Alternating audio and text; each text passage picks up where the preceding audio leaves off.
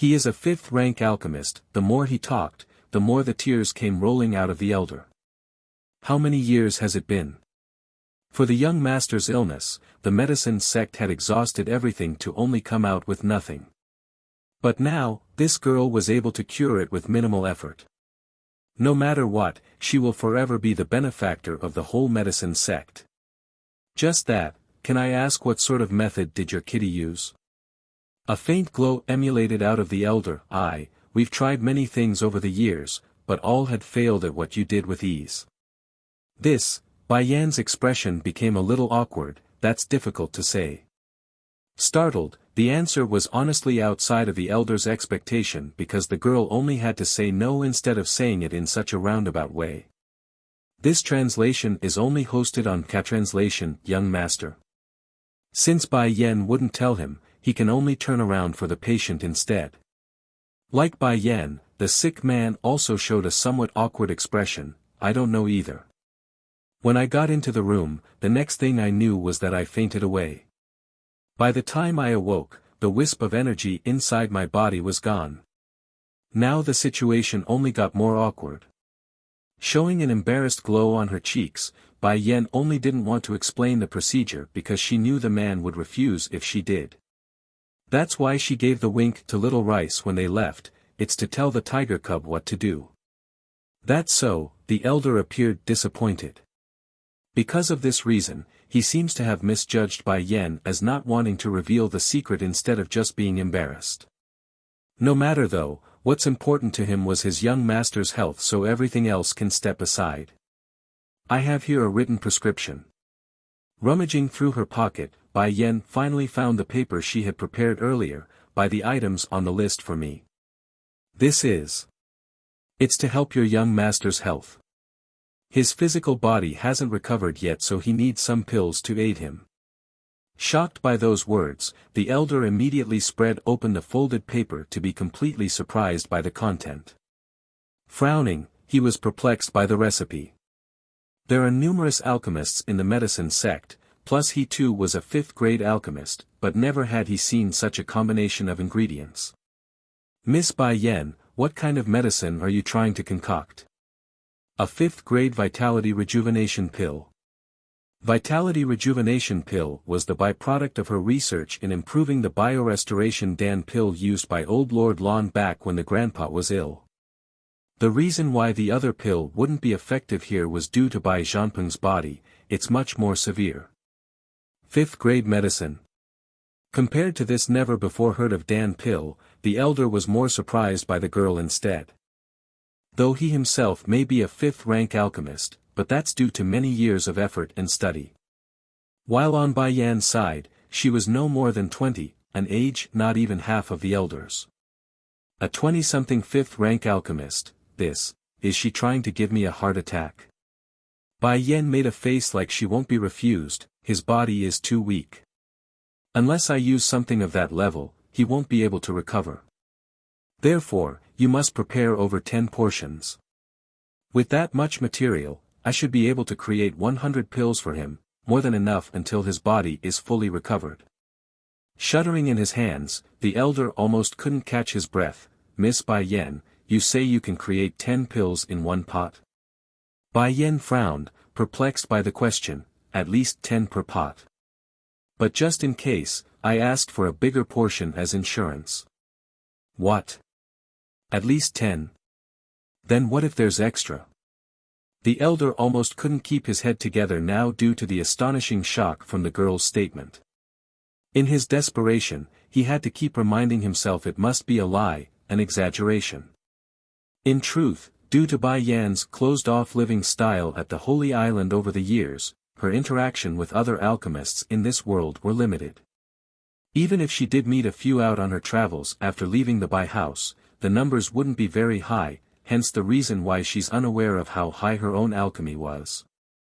There shouldn't be that many as bad as her own 3 shifas, right? Almost exposed, too. Who are you? While the Lon family was still unsure why the woman was looking for Bai Yan, they suddenly noticed the loathsome look directed at Bai Xiachen from the person. Little Xiachen. In her haste, Lan Xiaoyan swiftly dragged the boy behind herself to shield her nephew. "Auntie, you don't have to worry about me." Patting the girl like a big adult, Bai Xiaochen actively pulled his head back out to face the intruder. "Is there something you need in looking for my mother? You are Bai Yan's son." Mu Qing-song snickered a laugh. "No wonder I don't like him at first glance, turns out to be the wild child of that warehouse ore. Understanding now the person might not be coming with good intent, old Lord Lan quickly casts a signaling glance at Dong Rulan, Bai Yan's aunt, to go look for her husband for help. Understanding this, the woman immediately nodded and retreated away. This translation is only hosted on Catranslation, this lady. Shifting his gaze back over to Mu Qing Song, old Lord Lan's voice was indifferent and somewhat cold. "If you are here to visit as a guest, then I'd be happy to welcome you. However, if you are here with malicious intent, I fear that my home isn't fit to entertain you." This time it wasn't Mu Qing Song who spoke, it was the woman in green behind her who stepped forward. Snapping back with a harsh and stern tone, "Who do you think you are to talk to my mistress like that? Hurry and have that Bai Yan crawl out here before we make her." If they still had to guess the intent of these women before, now they don't because it's pretty obvious they are not friendly. This grandmother. Seeing the rudeness from the green woman, Bai Xiaochen finally showed a touch of anger in his cute little face. "Did your parents not teach you to respect the old and love the young? My mother had always taught me that's the proper way to interact with people. Are you not ashamed?" Flaring with fire in her eyes, the woman in green instantly disappeared and reappeared in front of the kid. Raising her hand, she was ready to give Bai Xiaochen a good slapping. "Careful, Xiaochen." In her panic, Lan Xiaoyun could only react fast enough to use her body to cover the boy, leaving herself wide open for attack. Bai Xiaochen's expression was getting colder and colder as he focused in on that hand. However bloodthirsty, however frightening, no one was going to notice his drastic change in appearance though. The reasoning, because a very unfitting cat-like cry suddenly broke the tense atmosphere. Meow. Pouncing with fury and deadly precision, Little Rice held nothing back in his onslaught of swipes. In merely a few short seconds, the woman in green had fallen into a state of blood and disarray. Little Rice. Seeing the intervention of his friend, Bai Xiaochen immediately broke out of the girl's embrace and toddled over to the baby tiger. "How come you are here?" he whispered with a tinge of surprise in his voice. "Mistress is afraid of you causing trouble outside, that's why I was tasked to follow you." Like the boy, the tiger also lowered his voice into a whisper. "Also, didn't mistress say you can't make a move outside? Otherwise you're ident. Tai will be discovered soon or later." Bai Xiaochen can't be called a complete demon beast, only a half-human half-beast hybrid. However, the boy's ability and power was far stronger than any pure-bred demon beast out there, hence the reason why Bai Yan would forbid her son from revealing this secret. She's afraid evildoers would target the kid while she's not aware. Lowering his little head, Bai Xiaochen sounded rather defeated. "I was only trying to help my auntie.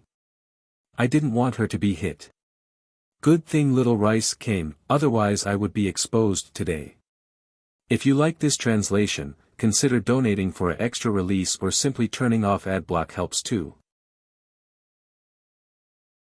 A business deal. 1. The fat bully was too stunned for words.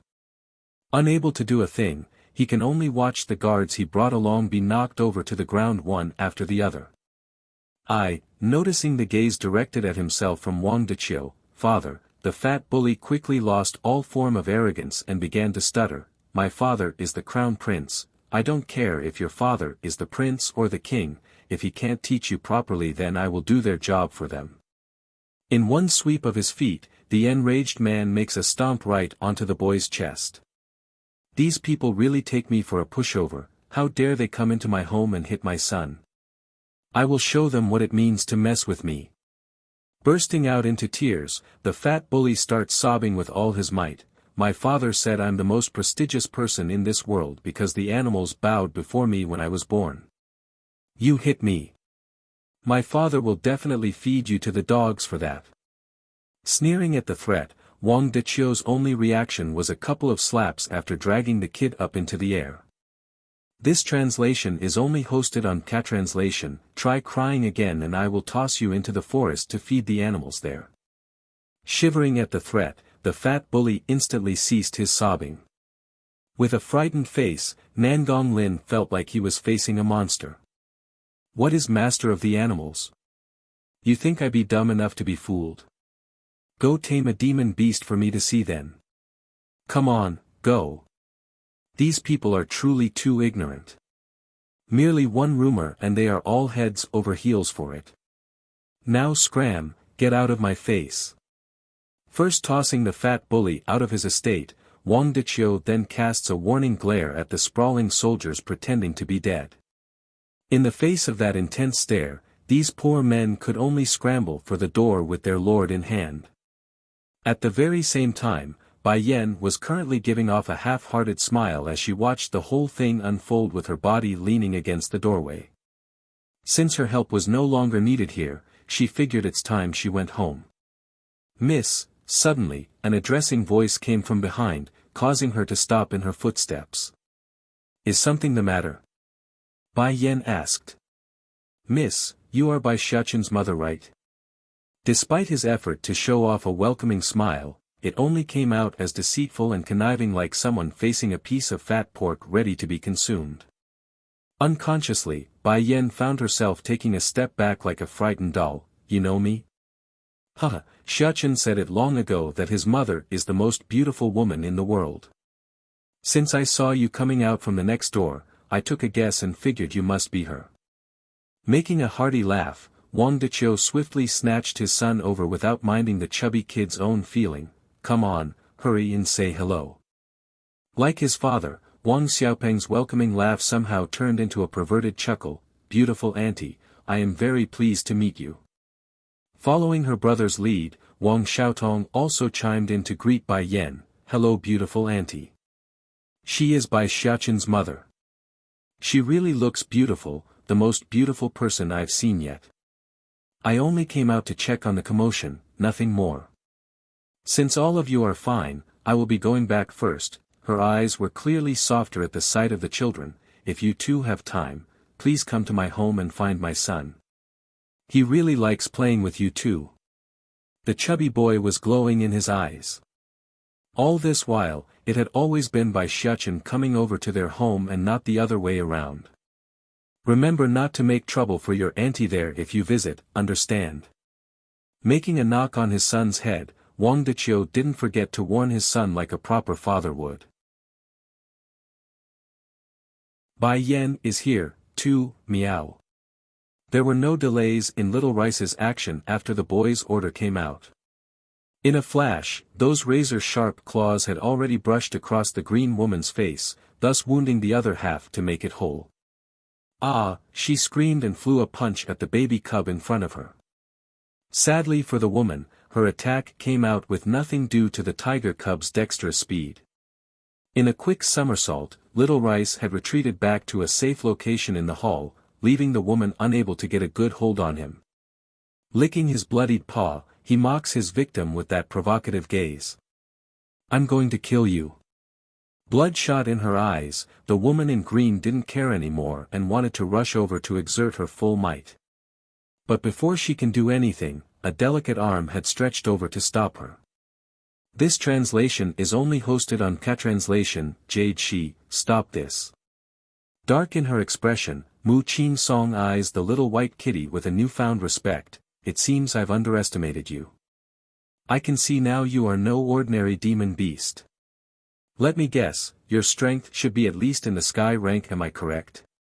Jade Shi's own power is at the lower level of the sky rank. If this little white kitty can hurt her without suffering any damage, then that can only mean he's also at the sky rank. Maybe even at the intermediate level. In a time like this, Mu Qing Song seems to have made another mistake. When she threw out that question, she was careless and missed that flash of contempt in the tiger cub's eye due to her diverted attention. Sky rank. Old Lord Lon and the others were all shocked by the statement. Watching the little white kitty on the ground that looked absolutely harmless, they only had this in mind: this greedy little glutton is a sky-rank demon beast. I forbid you from talking ill of Auntie Hualuo. The little steam bun's face was full of anger at the insult made here today. Unlike the hypocritical people like you two, she's way better. This time Mu Qing Song was rather calm in her response. Not saying a word, she only frowned upon the little kid with a constant glimmer of light emulating out of her eyes. Mother. Just as the mood in the air was falling into a stranglehold, Bai Shuchen's delighted voice suddenly shattered it with this call. Turning around like a reflex reaction, Mu Qing Song finally saw Bai Yan's appearance for the first time ever. In that instant, even her breathing had come to a halt. Glorious in her coat of red, the woman coming in was so stunning that even the world would pale in comparison. This was Bai Yan, the very same one who was held in contempt just moments ago by these intruders. Prior to this meeting, Mu Qing Song had great confidence in her own appearance. Otherwise, she wouldn't have been so arrogant to think Di Tsang would abandon this woman for herself. But now, she too understands why that man in her dreams would choose her.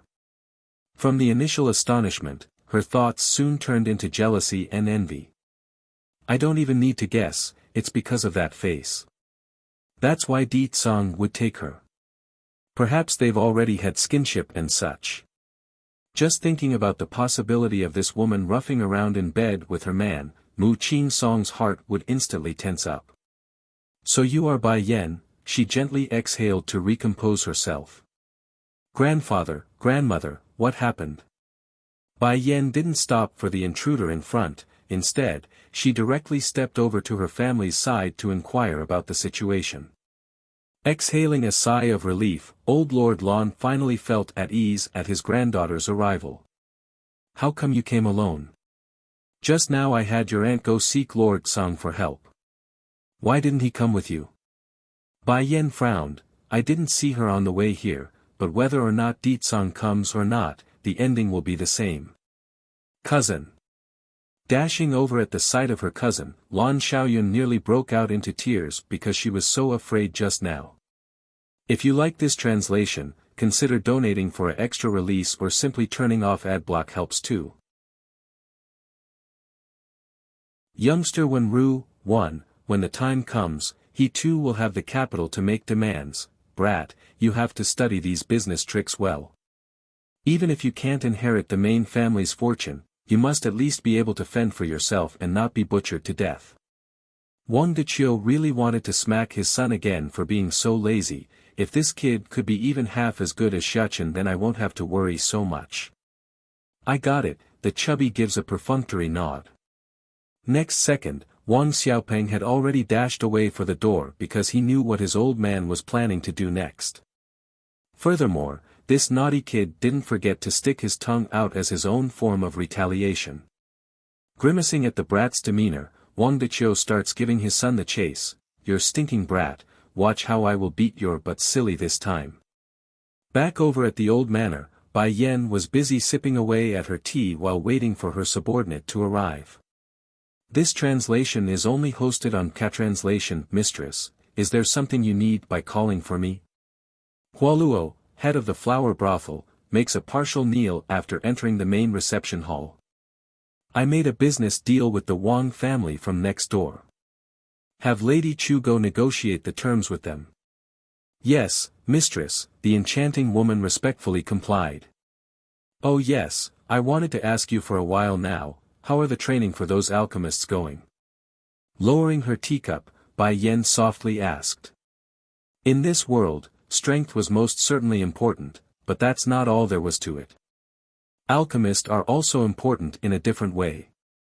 The powerful undoubtedly can take whatever they want with their sheer strength, but alchemists have their own means to get what they want. Even without a high level of cultivation, they can turn to other powerful individuals to ask for help if needed. That's why, starting from 3 years ago, Bai Yan had secretly gathered a group of alchemists for her own use. Just that due to her own busy lifestyle, she never once checked on their progress. Mistress, the alchemists we brought in have all made great improvements, with every single one of them reaching at least second rank. For those more talented, we now got 30 at the 3rd level and 9 at the 4th level. Then what about the 5th level? She asked with a frown. This, except for Wenru, no one else was able to achieve such results. Wenru was a person Bai Yan met along her journey 3 years ago. At the time the youngster was still arrogant and rude, therefore, the two quickly got into a conflict after they became interested in the same treasure. If martialists like to settle their scores by having a fighting match, it's only proper the alchemist profession would compete with their skills in alchemy. And that's precisely what the two did. After losing, Wenru had since sworn allegiance to Bai Yan. No one being able to break into the 5th level is within my expectations, but the number of 4th ranks are too low. How can there be only 9 people when we conscripted over 200 talented genius back then? Bai Yan's expression clearly didn't look so good as she slowly got up from her chair.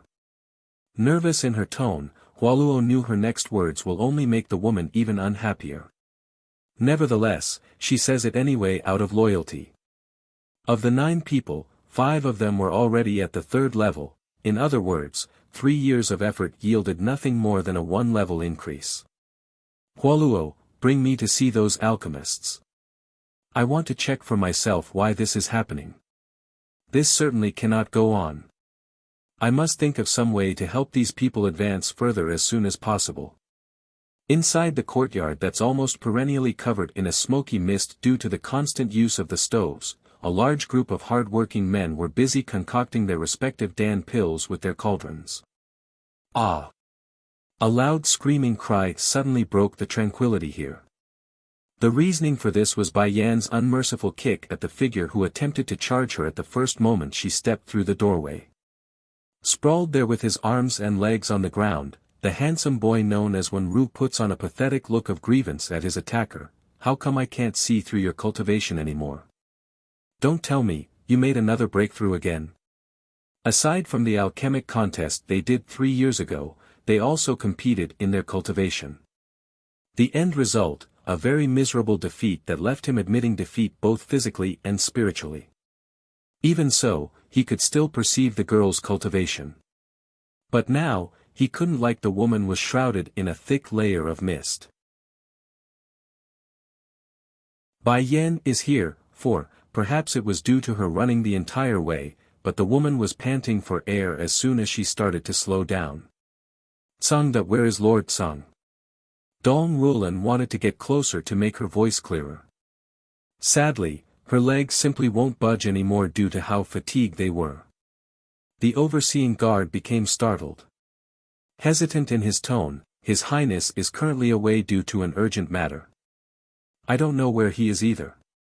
Madame Lan, why don't you try Miss Bai Yan's place?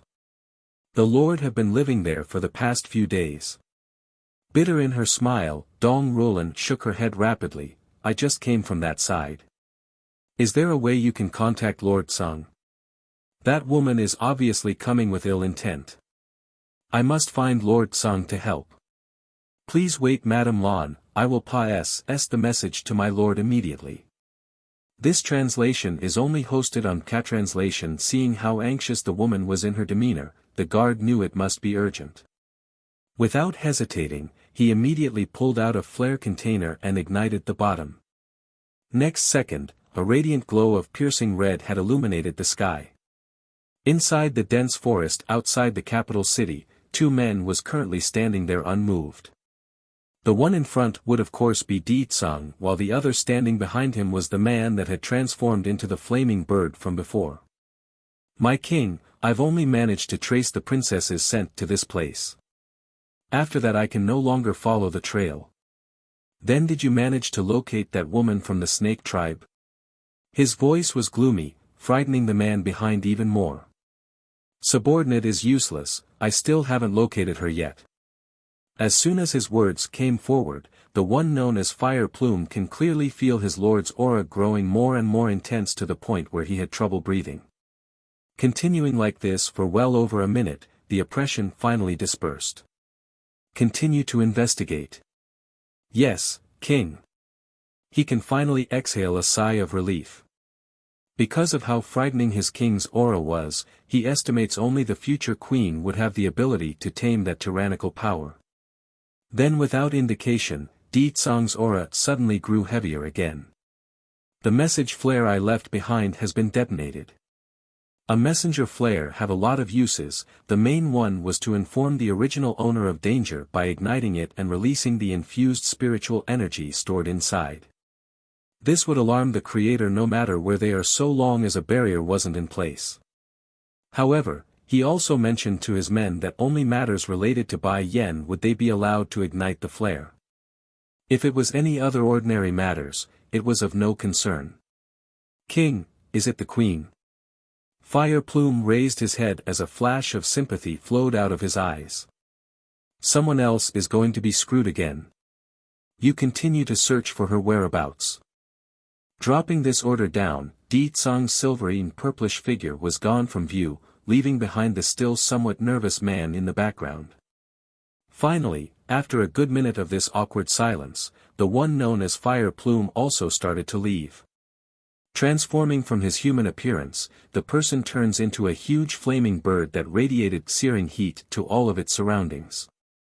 Not quite a true phoenix, only a descendant with a stronger bloodline than usual. At this very moment back over at the lawn house, Bai Yan was facing off again Mu Qing Song with that peerless smile of hers. Since you have already decided, then I won't waste my words. Why don't you state why you are here instead? Mu Qing Song was practically seething with frost in her words. I had only wanted to test you today. The loser was only to leave Di Tsang forever, but after witnessing what you've done to my people, I can't exactly let it end so easily anymore. Crossing her arms under her breasts, Bai Yan's smile grew even bigger. With you only? Talk about arrogant to the extreme. This naturally left Mu Qing Song extremely displeased in her expression. If you like this translation, consider donating for an extra release or simply turning off ad block helps too. Spoiling her, 2 years earlier I have already heard of Hualuo recognizing a new master. Just that I never managed to learn who it was. Snickering a sneer, Mu Qing Song was no longer holding back her contempt. To think it would be you. And, I know that you are also an alchemist. I'm not surprised ASLQT like that would recognize you for some measly Dan pill, but don't think for a second that you can go up against me just because you have her behind your back. Despite her indifferent attitude, that arrogant tone cannot be hidden like she's watching a person that's already dead. Have I ever said I need to rely on Hualuo's power? Bai Yan's brilliant smile was like a thorn, piercing straight in her foe's heart and bleeding it. Nothing but a bead of insignificant rice, how dare you compare yourself to the radiant sun and moon? Bai Yan, I will let you understand where you stand in this world. Prepare yourself. Without another word, Mu Qing Song had unsheathed her sword to take aim at Bai Yan's throat. I've gave you the opportunity, it's you who didn't cherish it. This translation is only hosted on K-Translation. Dancing with precision and finesse, her whole figure had practically transformed into the sword as it grazed against the wind, raising an ear-piercing cry in the process. OCRP, it's over. Just as old Lord Lan and the rest were panicking due to the tense situation, Bai Shuchen suddenly throws a bomb into the fire by issuing this sentence. Perhaps it's due to the boy's careless comment, but old Madame Lan was clearly very shaken by it. Unable to hold her posture, the poor grandmother starts falling backwards with her trembling hand reaching out as if she's trying to stop the fight. Quickly, someone go save my precious granddaughter. Good thing old Lord Lan was fast in his reaction. Catching his wife, he hurriedly turns to the stupefied Lan Xiaoyan nearby. Quickly girl, come hold your grandmother while I go help your cousin. Aha, okay. Controlling herself after realizing how dumb she was acting, Lan Xiaoyun literally pounced over to receive her grandmother. Biting her lips, she can see Bai Yan was already hard at battle with Mu Qing Song. However good their intents were, the group appears to have misunderstood the little boy's meaning. Great-grandfather, what are you doing? Bai Xiachen toddled over and asked. Of course it's to help your mother. No one can kill my granddaughter in my own turf. Clenching his fist until the veins were popping, old Lord Lon didn't look down as he continued to step forward for the impending battle. Blinking innocently at the reply, Bai Xiachen appears to be struggling in his face, but my mother doesn't like it when someone interferes with her fighting.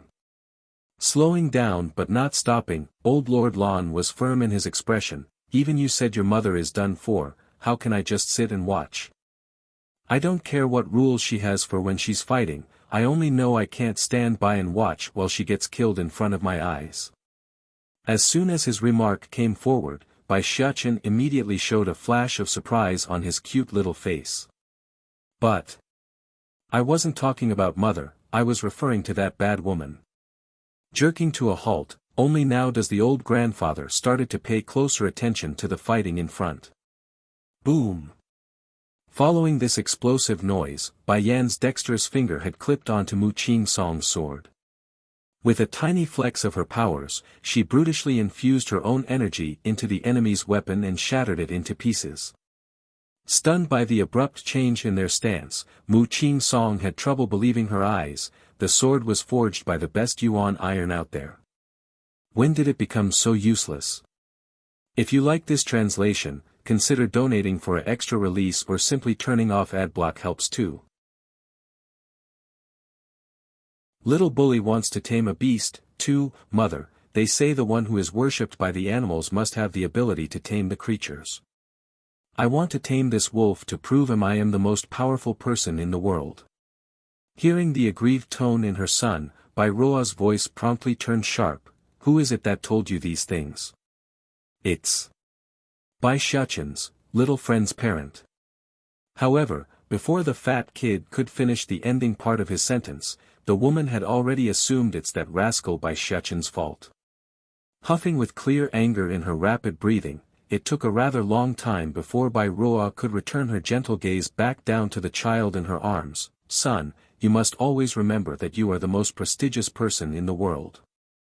That Bai Xiachen is only jealous of your status, that's why he's trying to manipulate you and confuse you. Despite the comforting words, the fat bully only looked up with his teary eyes. Then why did that wolf not listen to me? This translation is only hosted on Catranslation. That's an ordinary wolf without any form of intellect, how can it possibly recognize you? Moreover, such a lowly existence isn't qualified to surrender to you. Remember, you are destined to control the world's demon beast. Only real demon beasts can understand how great your identity is. But Bai Xiachen can order a lot of foxes at will. Nothing but. Bai Ruo instantly cuts the boy off, her expression serious. Son, whether it be Nangong Zhuan or Bai Xiachen, all of them must live under the control of your will in the future. If you find the opportunity, you must end them in the most miserable way, understand? Who the hell is Bai Xiachen? How dare he compare himself to my son? He's not even qualified to wash my son's feet. I understand, mother. From the depressed and sulky attitude, the fat bully was now invigorated with a renewed enthusiasm. I will never let that Bai Xiachen and Nangong Zhuan get away with what they've done to me. Also, mother, I saw a little girl today, can I make her my bed warming maid? How dare that chubby kid beat me? Then I will snatch his sister over to warm my bed. That's fine, Bai Ruo laughed, this world will eventually be yours, so that girl should be thankful for your generosity. Tell me which household it is, I will have someone go over there and buy the girl for you. Going bright in his weasel eye, the fat bully was brimming with energy. Mother, it's not just the little girl, I also want her brother to become my slave. Okay, everything will be as you wish. In this city, there's only Ditsong who I wouldn't dare trifle with. Aside from that, who else would dare go against royal authority? Besides, isn't it just a little girl? If things don't go through, all I have to do is bring out a few Dan pills. By then I like to see the other party still refuse the request. It was at this moment a palace maid came running over. Crown Princess, someone is requesting an audience. Slightly wrinkling her brow, Bai Ruo asked, who is it? The person said they are from the Music Valley. Music Valley? Evoking a sinister smirk, finally, they are here. Quick, invite them into the reception hall. I will arrive in a moment. Yes, Crown Princess, making a respectful bow, the maid quickly disappears from Bai Ruo's view. First making sure her son was well taken care of by the maids, Bai Ruo then headed for the main hall herself. But due to the injury on her hind, the speed that she moved at was awfully slow despite being supported by several servants. Back over at the reception hall, a female character donning a gorgeous blue dress was already sitting in wait by the time Bai Ruo arrived at the scene. Aside from those mountainous things in the front, everything about this person radiated a stunning presence. This was especially true with that face because that milky complexion looked like it could literally be milked if squeezed. Chapter 219, Spoiling Her, 3, Mu Qing Song's expression was getting whiter and white. At least we won't lower ourselves to using our bodies to service another man.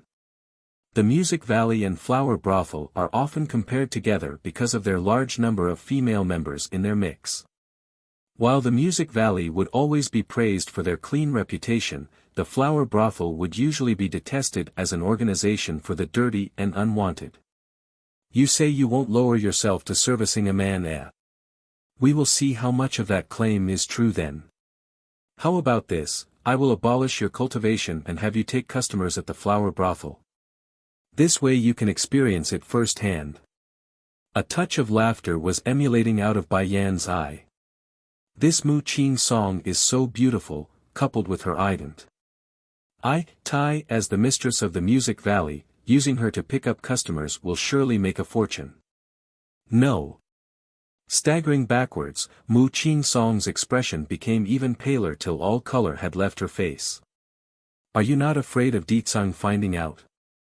If he sees your true face, he will surely cast you aside. This translation is only hosted on Catranslation. Right after her words came out, a cool and drafty voice blew in, causing Bai Yan's face to go dark. What can't I know?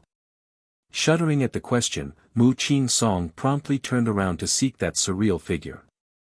Magnificent to the point where she can almost feel her lungs suffocating, it was only a few months ago that this man made her sick with love. With her heart pounding until it hurts, she wanted oh so much to fall into those arms to gain some warmth. But instead of pulling her in like she wanted, Ditsang had completely said her, never once casting so much as a glance her way. Who is it this time that made you angry? Soft and tender, Ditsang teasingly asks with that seductive voice. Tossing the guqin aside like it's a piece of garbage, Bai Yan on the other hand wasn't so friendly. Grabbing that collar, her smile was both threatening and dangerous. Your rotten love admirers are here again. If not for me making it in time, the lawn house would have fallen in danger because of you. I warn you, if anything happens to my family, I will never let you go. Casting a glance at the collar being grabbed by his woman, Ditsang was rather pleased instead of getting upset. And how do you want to not let me go? In bed? Or we can try something more exciting like in the air or water instead. Ditsang. Seriously, why does this man always revolve around getting me in bed with him?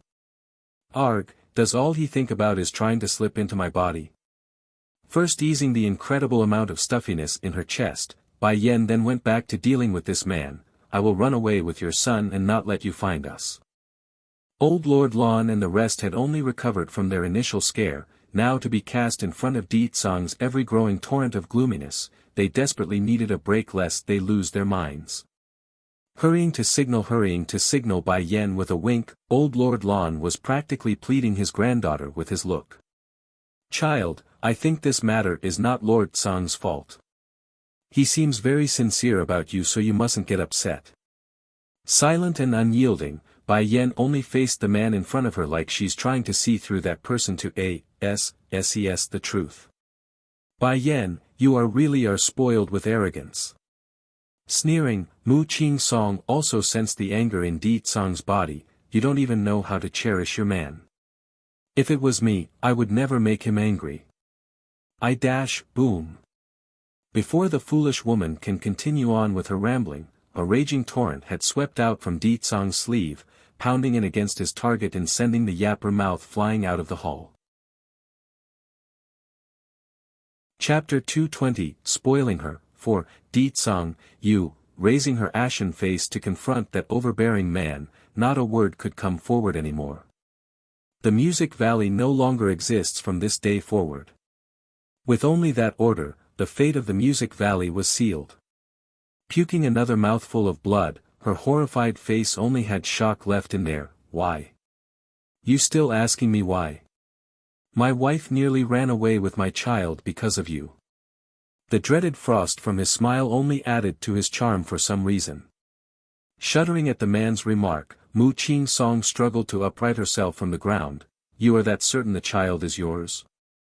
Did you test your blood with his? As if I wouldn't be able to recognize my own son. Do you take me for an idiot, or are you that much of an idiot yourself? The murderous intent was now in full bloom around Di Tsang's figure. This translation is only hosted on Catranslation in this moment. Mu Qing Song didn't care about her own physical pain, nor did she care what the others thought of her.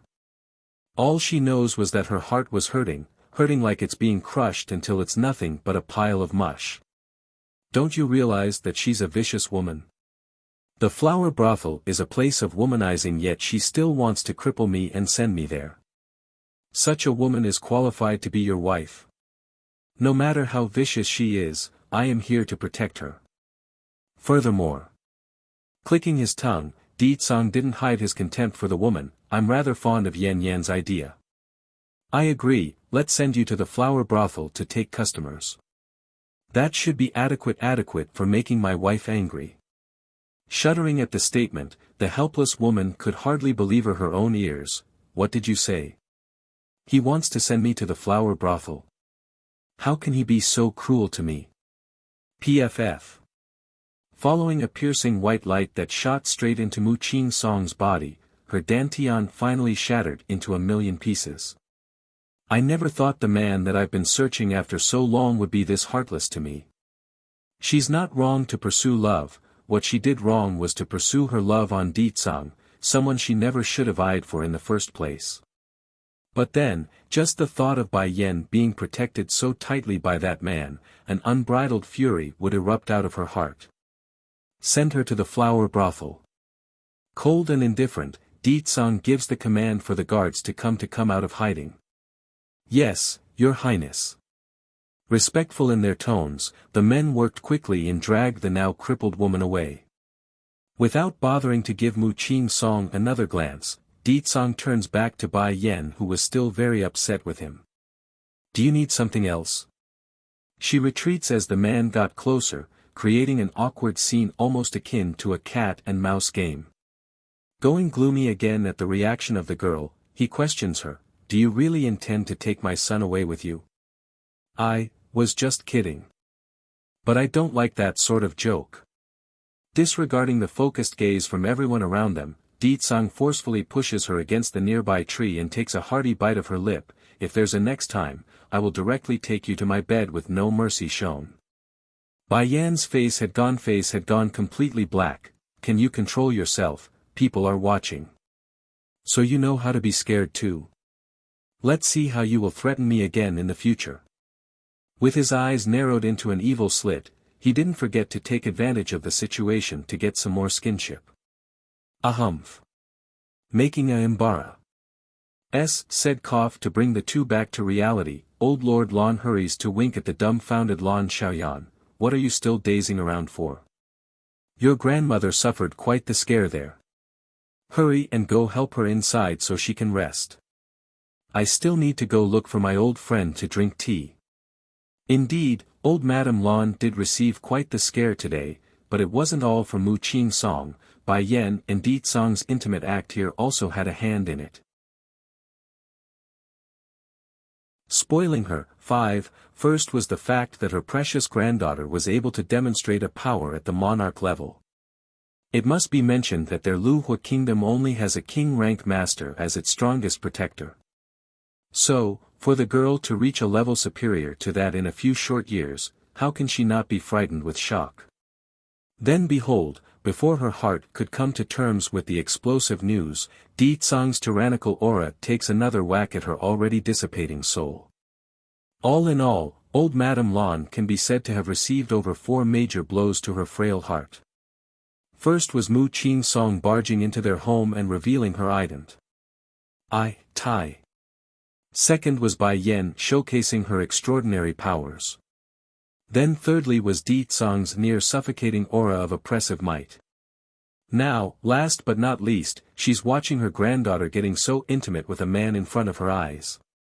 If that's not enough to make the old grandmother go limp in her legs, then what else can she do? This translation is only hosted on Catranslation. I will be away for a few days. Di Tsang didn't pay any heed to the departing members of the Lan family.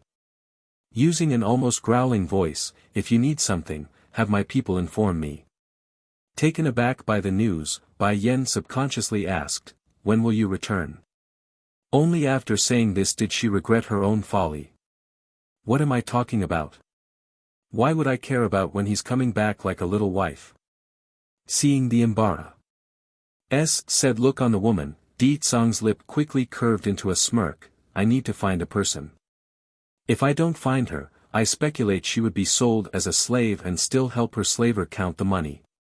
Bai Yen did not say anything, but the thin line making up her tightened lips easily gave away her true feelings. You are not going to ask me who that person is? His voice getting deeper like he demands it. And what does that have to do with me? Bai Yen hurriedly swings her head around, obviously disgruntled by the fact. Acting as if he didn't hear that, Di Tsang continues without her permission, I'm going to look for Shuchen's little auntie. Shuchen's little auntie? Then that means the girl is his sister. Startled by the information, Bai Yen swiftly comes back around and asked with sincerity, do you need my help to look? No need, maybe it's due to her increased interest. Di Tsang's mood was very pleased by it, I have my ways to locate her. Alerted by their conversation, Bai Shuchen quickly toddled over to ask with his big innocent eyes, is it true, that I got a new auntie? Will she like me like uncle does? She wouldn't dare. Di Tsang sounded very confident in his statement, if she dares to not like you, I will rope her up and start hitting her hind while she dangles there. Not far away inside a certain valley, a young maiden was currently having a huge sneezing fit. Rubbing her nose, she got the aching suspicion that someone was talking behind her back. It's all state teacher's fault for not telling me where my brother is. Now I got to go around looking for them, puffing up her cheeks, that pinkish hue was truly adorable, I wonder if my brother has managed to woo my sister-in-law over yet. The more the young maiden thought about it, the grumpier the girl became. Using the stick she found, she begins stabbing the poor fishies in the pond to vent her steam while imagining the state teacher's handsome face. Inside the courtyard of the Lan family's estate, Di Tsang was in the middle of giving Bai Yen a tender kiss while embracing the woman of his life. I will be back soon, so be good while I'm away. Having said this, he finally released the woman and gave his son a quick scruffle on the head before taking his leave. Mother, did you really want to leave with me just now? Watching the departing back of his father, Bai Shuchen innocently asked his mother here. Going stiff in the body, Bai Yen could only exhale a sigh, this isn't your father's fault, he's also innocent, so I never blamed him for it. Then why did you say that then? Scratching his cute little head, Bai Shuchen became perplexed by the contradiction. Truth is, I only wanted to see what sort of attitude he would make. Then how did Baddie father do? Naive in his gaze, Bai Shuchen had placed his mother on the spotlight by doing this. He did quite well, her smile genuinely happy. If you like this translation, consider donating for an extra release or simply turning off adblock helps too. Will you like him in the future? He did quite well.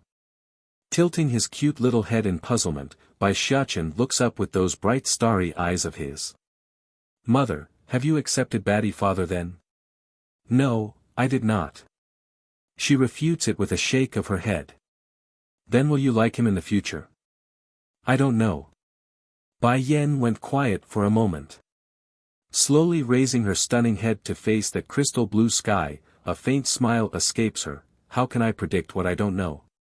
Come son, let us go back home.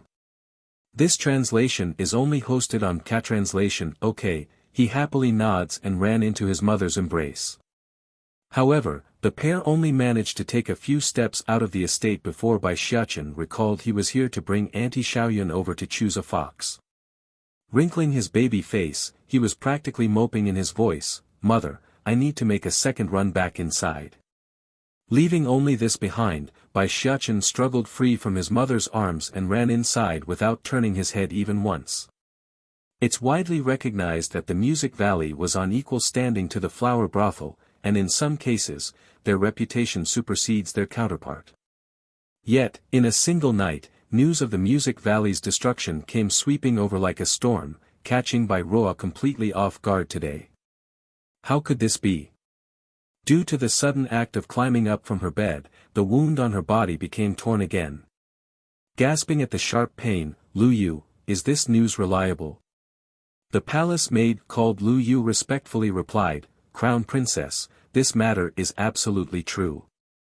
Everyone in the entire kingdom now knows about it. Even that former mistress of the Music Valley now belongs to the flower brothel and is currently up for grabs for those willing to pay. Because of this reason, countless high-standing lords are rushing over there just to catch a glimpse of the lady."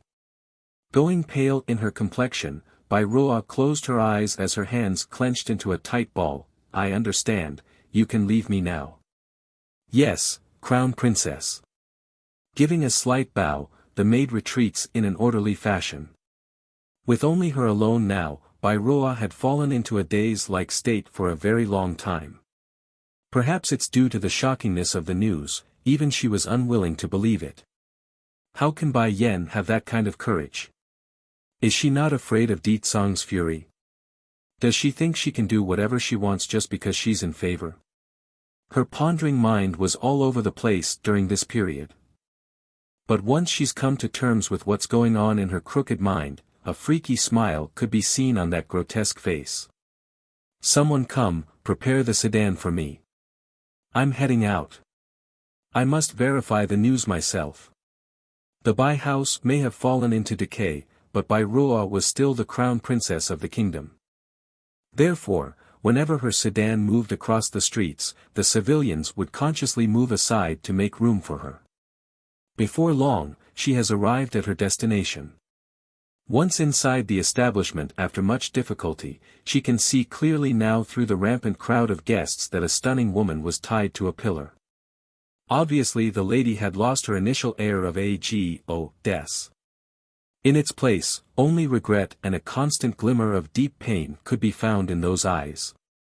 One glance, that's all it took for Bai Roa to collapse. "Crown Princess." The palace maid hurries to support her mistress after seeing that incessant shiver. Bai Yen sure have guts.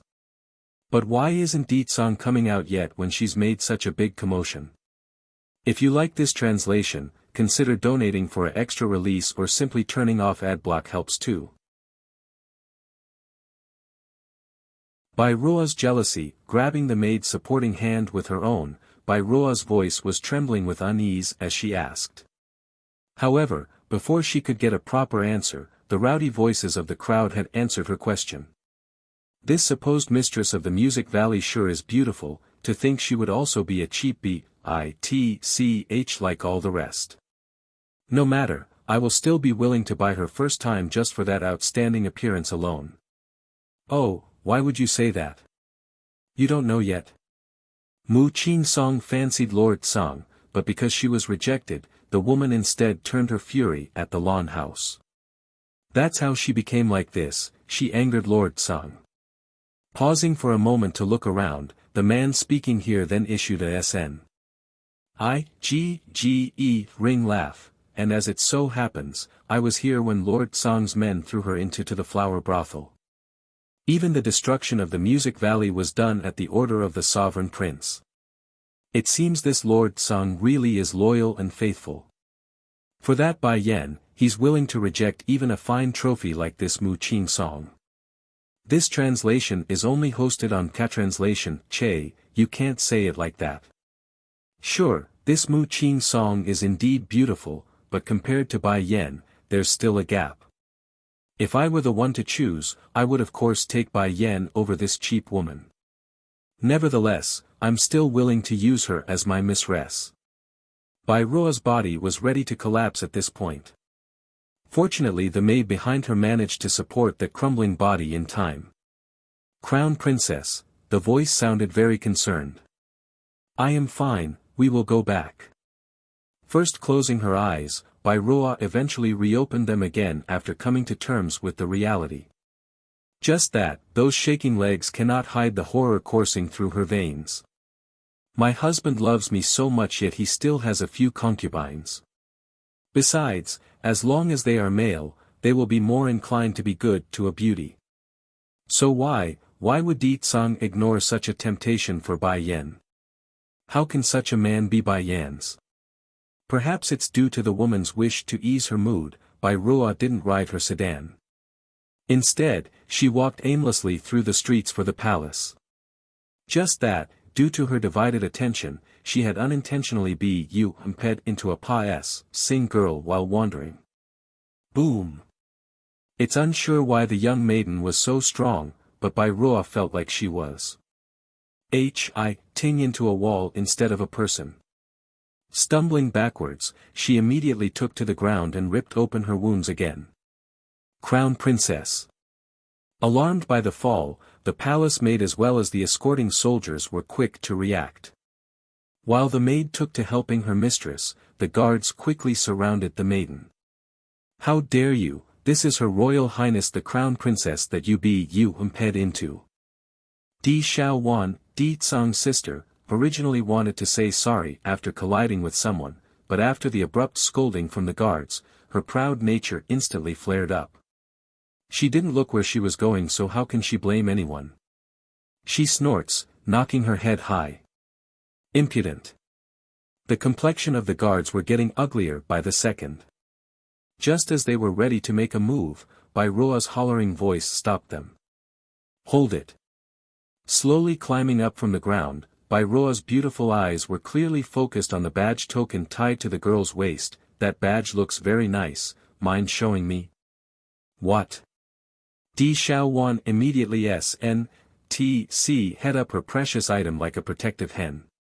If you like this translation, consider donating for an extra release or simply turning off adblock helps too. Where's my brother? A rippling smile appears out of Bai Ruo's mouth. Please don't misunderstand, I'm only asking because I happened to see it somewhere before. She did happen to see it. A peerless man like Di Tsang cannot be resisted by any woman, including those who are married like herself. As such, during the first few years of the man's arrival in this kingdom, she would often accidentally appear in places where Di Tsang would be, pretending to be a serbi while sneaking a few glances here and there. That's when she noticed this token with the letter Yao, demon, on it. To think I would see it again on a young girl like this. The young maiden grew excited. You've seen this token? Where? Where is he? Smiling deeply again, Bai Ruo knew she's had the girl. I'm a friend. May I know your relationship with him?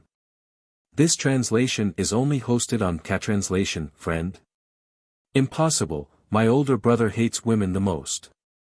Of course, aside from my sister-in-law, that is. Just thinking of how she will soon meet her sister-in-law and cuddly little nephew, Di Xiaowan would smile from within her hearts. Even if a man hates the female sex, there's bound to be some special existences eventually, is it not so? Bai Ruo continues to sway the young girl in her way. Shaking her head, Di Xiaowan refutes it completely. There's been no shortages of the female sex trying to woo my brother, but never once had he gotten close to any of them, let alone become friends. To what extent does that phobia applies to? It's to the point where Di Tsang wouldn't allow even a single person to draw within 100 meters of his own existence. Nowadays, not a single woman, in some cases the male side too, wouldn't dare to get close to Di Tsang back in the demon realm. What I said is true, Bai Ruo's expression was starting to change for the worse.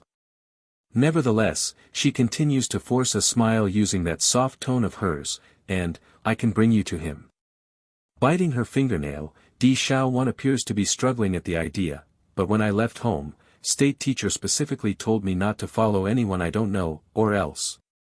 Why don't I give you my address and you can have him come find me instead? If I went with this woman, state teacher would certainly be very angry with me. Seeing how insufferably hard it was to convince this wretch, Bai Ruo herself too was starting to get impatient. If it was any other time, she would have slapped the girl on the spot by now if not for Di Tsang's connection. Suddenly, she noticed a familiar figure coming from the front.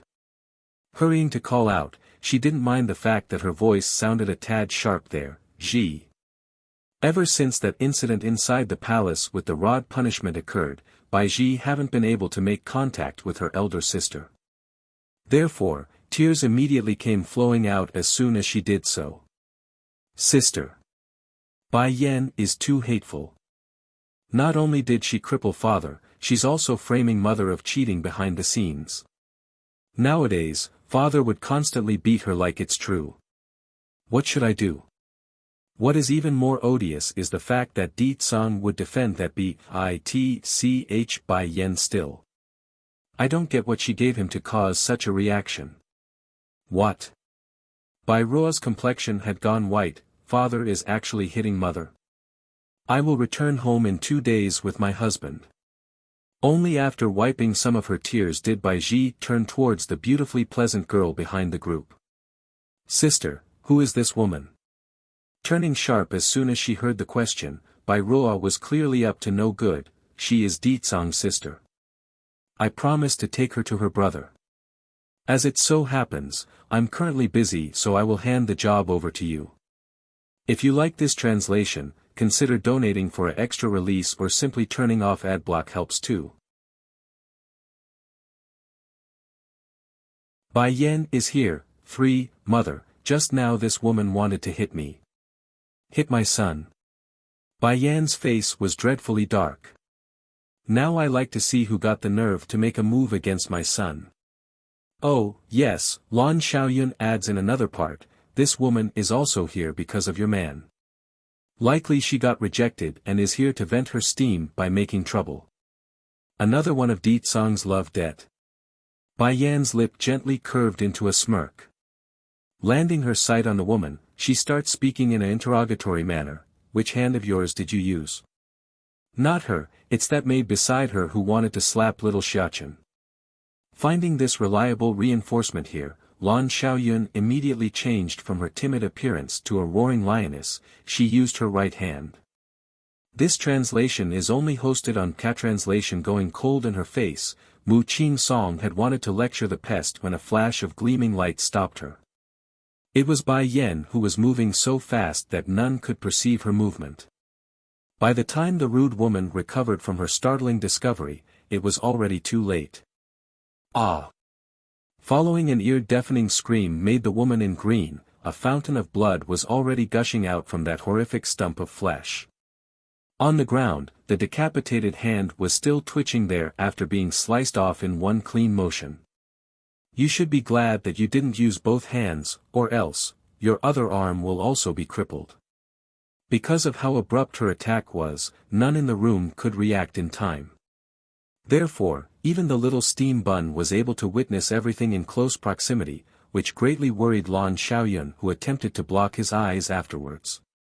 Oh auntie, you don't need to worry about me. When me and mother was wandering outside, I saw firsthand of a person being devoured by a demon beast alive. This is nothing for me. Before being taken into the Holy Land by the 3 elders, Bai Xiachen was only a couple of months old. Yet, he was able to remember everything at that age where he's considered to be a fresh-born. Upon hearing this explanation, Lan Xiaoyun was both sad and pained inside, causing the girl to nearly break out into tears. How can those people from the Bai house force such a good child and her mother to wander out there alone for so long? How dare you? Mu Qing Song was flushed with anger. Bai Yan, do you know what you are doing? If Di Dang were to learn of your true character, do you think he will forgive you? In response, Bai Yan only sneered at the accusation, forgive me? What does him forgiving me have to do with this? In fact, it should be me deciding on whether or not I should forgive him.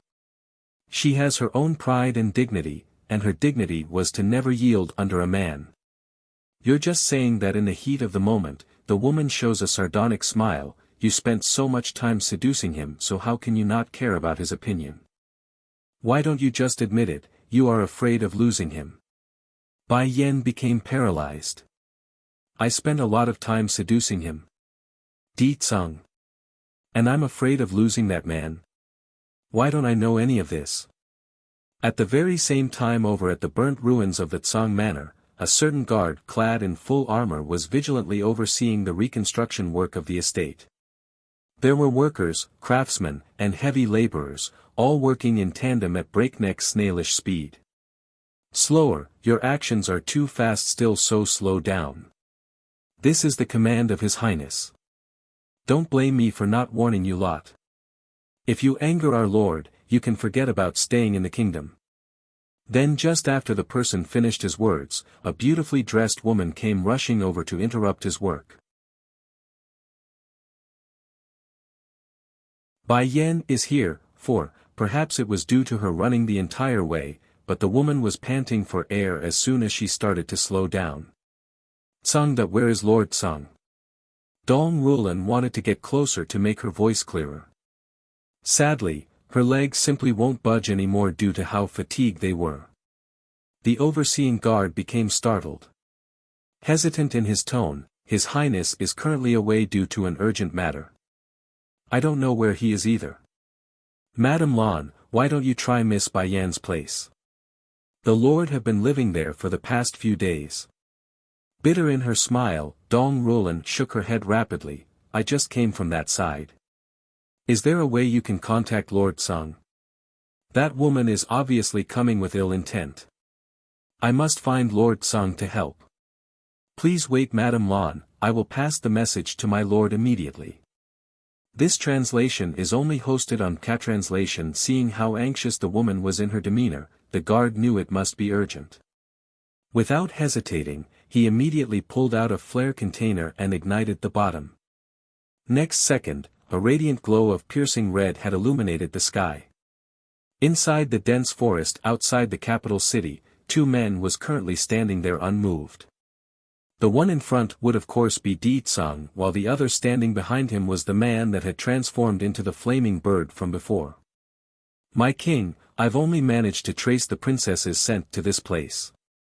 After that I can no longer follow the trail. Then did you manage to locate that woman from the snake tribe? His voice was gloomy, frightening the man behind even more. Subordinate is useless, I still haven't located her yet. As soon as his words came forward, the one known as Fire Plume can clearly feel his lord's aura growing more and more intense to the point where he had trouble breathing. Continuing like this for well over a minute, the oppression finally dispersed. Continue to investigate. Yes, King. He can finally exhale a sigh of relief. Because of how frightening his king's aura was, he estimates only the future queen would have the ability to tame that tyrannical power. Then without indication, Di Tsang's aura suddenly grew heavier again. The message flare I left behind has been detonated.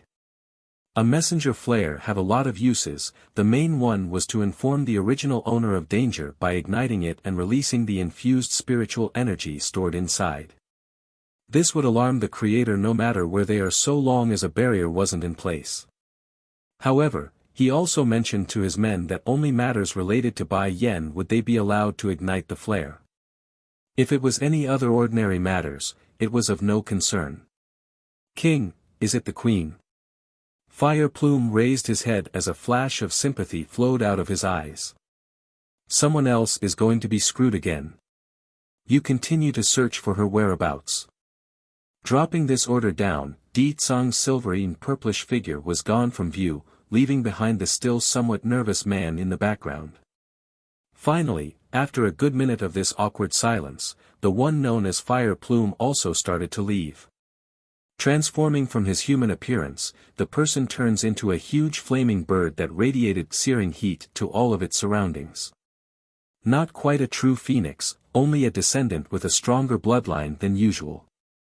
At this very moment back over at the lawn house, Bai Yan was facing off again Mu Qin Song with that peerless smile of hers. Since you have already decided, then I won't waste my words. Why don't you state why you are here instead? Mu Qin Song was practically seething with frost in her words. I had only wanted to test you today. The loser was only to leave Ditsang forever, but after witnessing what you've done to my people, I can't exactly let it end so easily anymore. Crossing her arms under her breasts, Bai Yan's smile grew even bigger. With you only? Talk about arrogant to the extreme. This naturally left Mu Qin Song extremely displeased in her expression. Di Xiaowan vs Lan Xiaoyan. 1. If anyone were to be more stupefied here, it would have to be Chu Yi. I've just been robbed in the face. Just thinking of this point would cause her rosy face to flush with anger. What did you say? Little Xiaochen is not your nephew. He can only be mine, you hear? I don't want to be your sister anymore, call me auntie alright? This last part would of course be meant for Bai Xiaochen. After stating this much, Chu Yi didn't forget to shoot a provocative stare at her opponent. This translation is only hosted on Catranslation. Now it was Di Xiaowan to become mystified. When did my brother accept another sister? By now Bai Xiaochen was already cherry red in his cheeks after suppressing himself all this time. Sister Yi is my father's sister, not my baddie father's. Baddie father? This name is too suitable for him. Di Xiaowan couldn't resist another pinch at that squiggly face. Your face is exactly like my brother's when he was young, just that you are more sensible and more polite. Way better than he is at your age.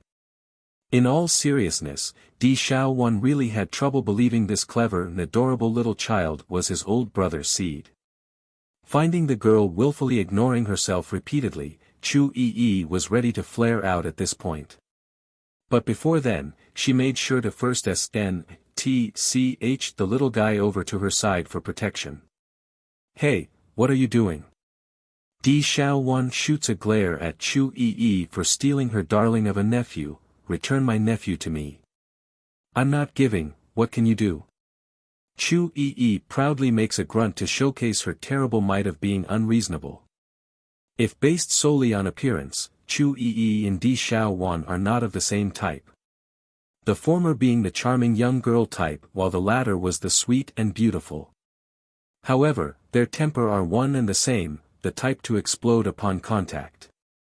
As such, finding someone trying to steal her precious nephew away, Di Xiaowan's face was starting to show off a pang of true anger. You want to fight, is it? Come, which weapon would you like to use? Or do you want to go bare-handed? I will even let you have the first strike. Sensing the dangerous aura oozing out of the pair, the innocent bystanders were very conscious in relocating themselves to a safer location, thus leaving a wide-open SPCE for their brawl. Now Bai Xiaochen had become anxious. First looking at Chu Yi, then back at his newfound auntie, the baby boy didn't know who to help. Wah! That's when the baby boy broke out into a screaming cry. It's not a scheme, not a trick, just a simple yet effective mean for any kid to grab attention from their adults. Hey, why are you pushing me? Chu Yi really wanted to pop in her chest due to all the steam pent up in there. He's my nephew, so I'm enough to comfort him. Di Xiaowan made sure to give her nephew a comforting hug to prove her ownership. Grinning at the claim, Chu Yi clearly thought otherwise. He's your nephew now, but that may not necessarily be the case later on, the annoyed girl retorts. Don't you know Bai Yan still haven't accepted your brother yet?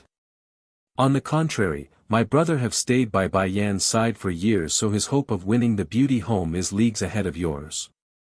Di Xiaowan was literally popping her eyes at the news. It can't be, my brother is that much of a loser. Then I don't care. My brother is little Xiaochen's biological father, thus making me his auntie regardless. Blood cannot be changed. The panicking girl was literally screaming the last part to Aria's sure herself. Now Chu Yi didn't feel quite the same. In her defense, she never once thought of the baby boy as an outsider, so blood didn't matter to her.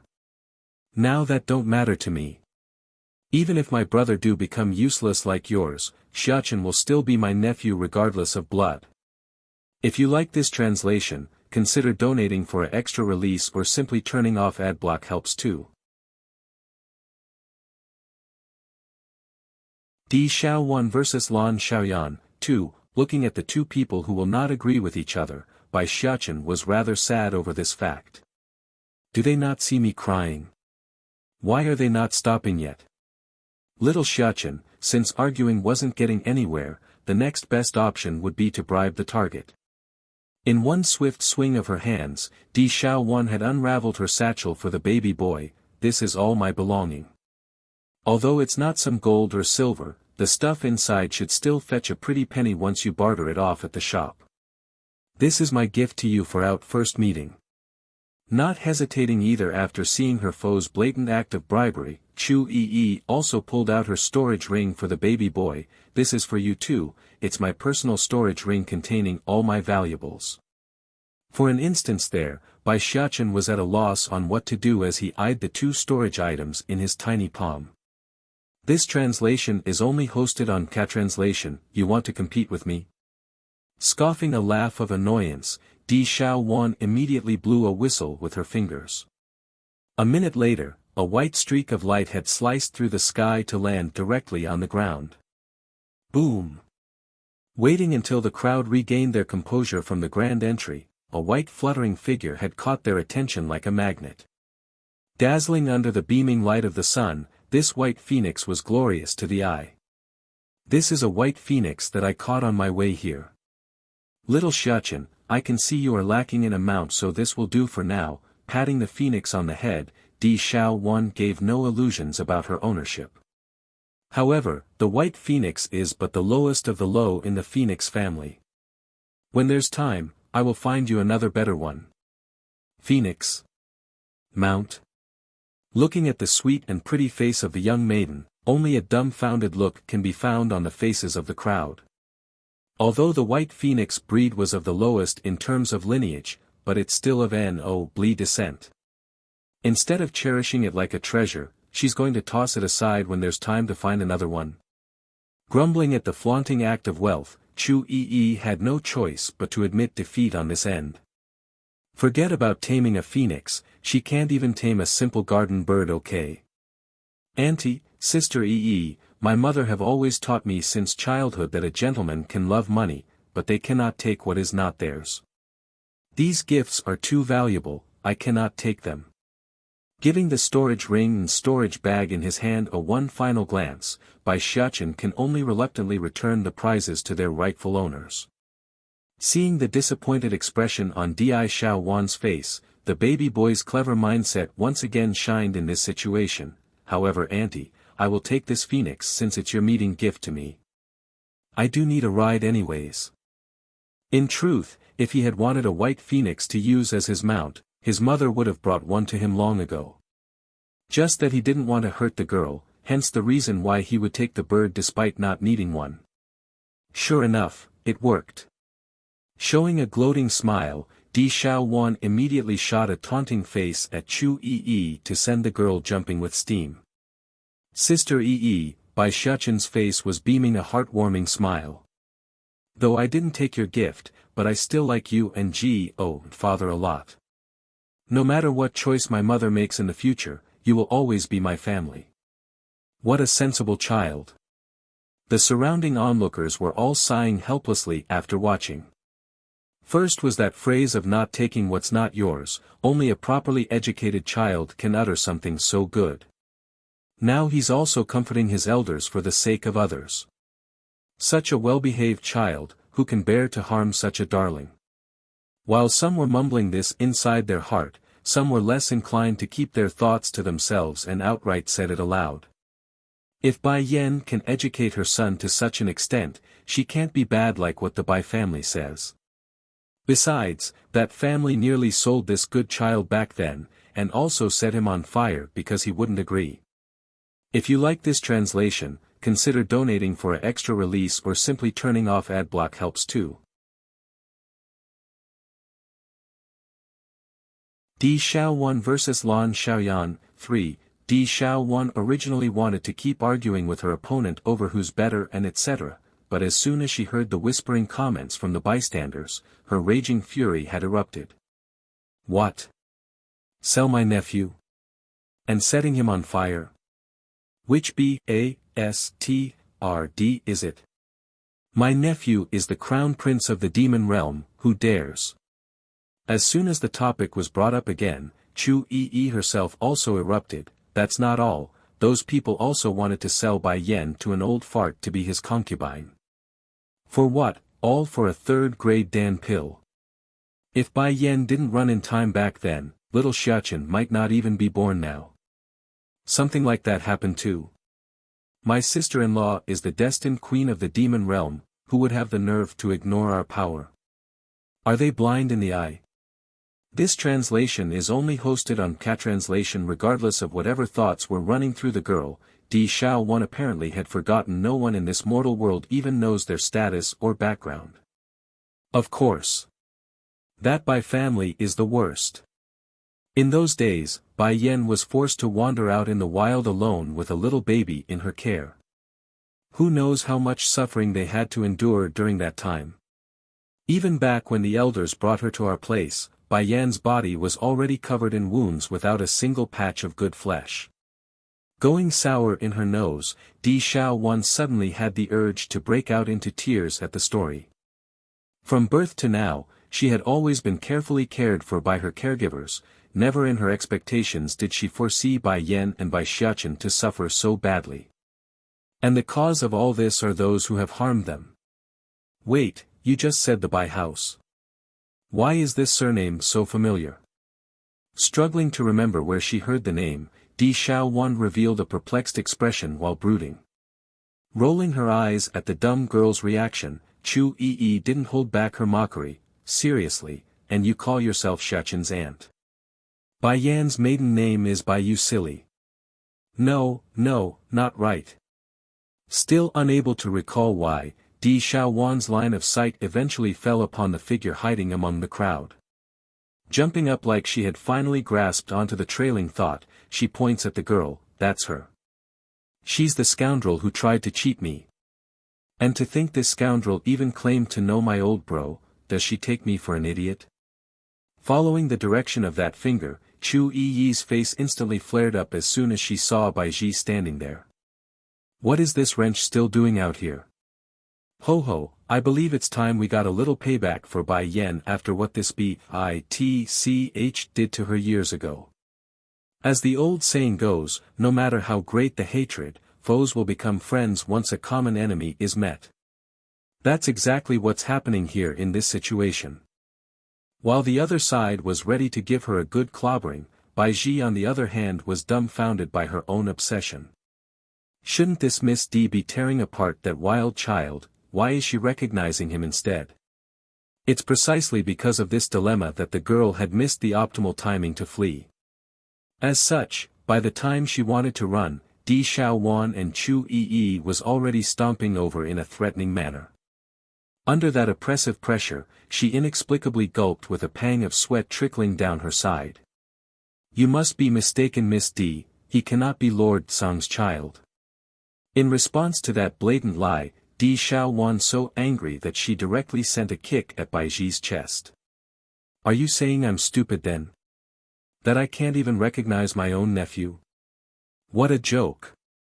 No matter how dumb I am sometimes, I can never mistake my own nephew.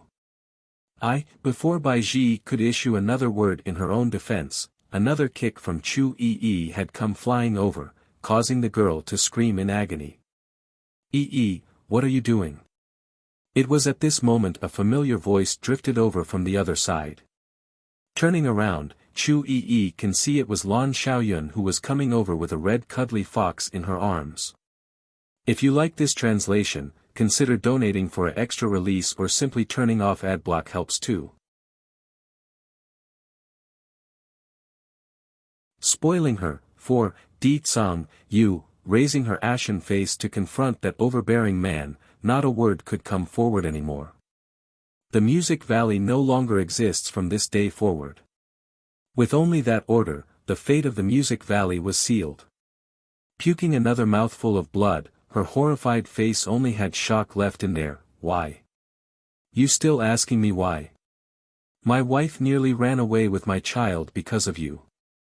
The dreaded frost from his smile only added to his charm for some reason.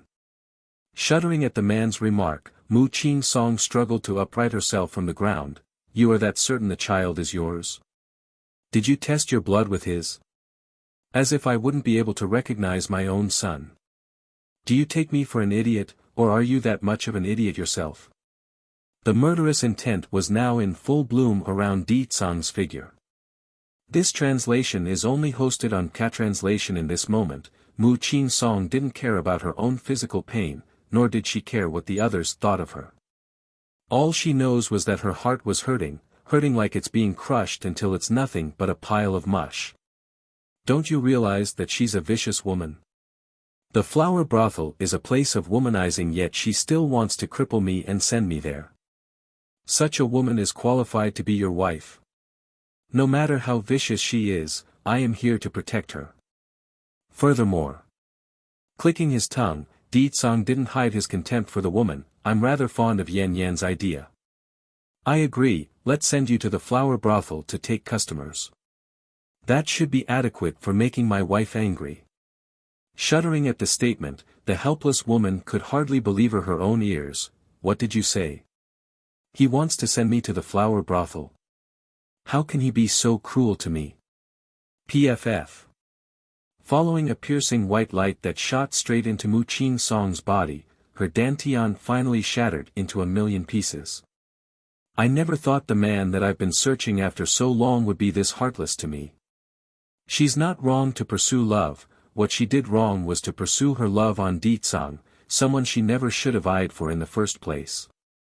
But then, just the thought of Bai Yan being protected so tightly by that man, an unbridled fury would erupt out of her heart. Send her to the flower brothel. Cold and indifferent, Di Tsang gives the command for the guards to come out of hiding. Yes, Your Highness. Respectful in their tones, the men worked quickly and dragged the now crippled woman away.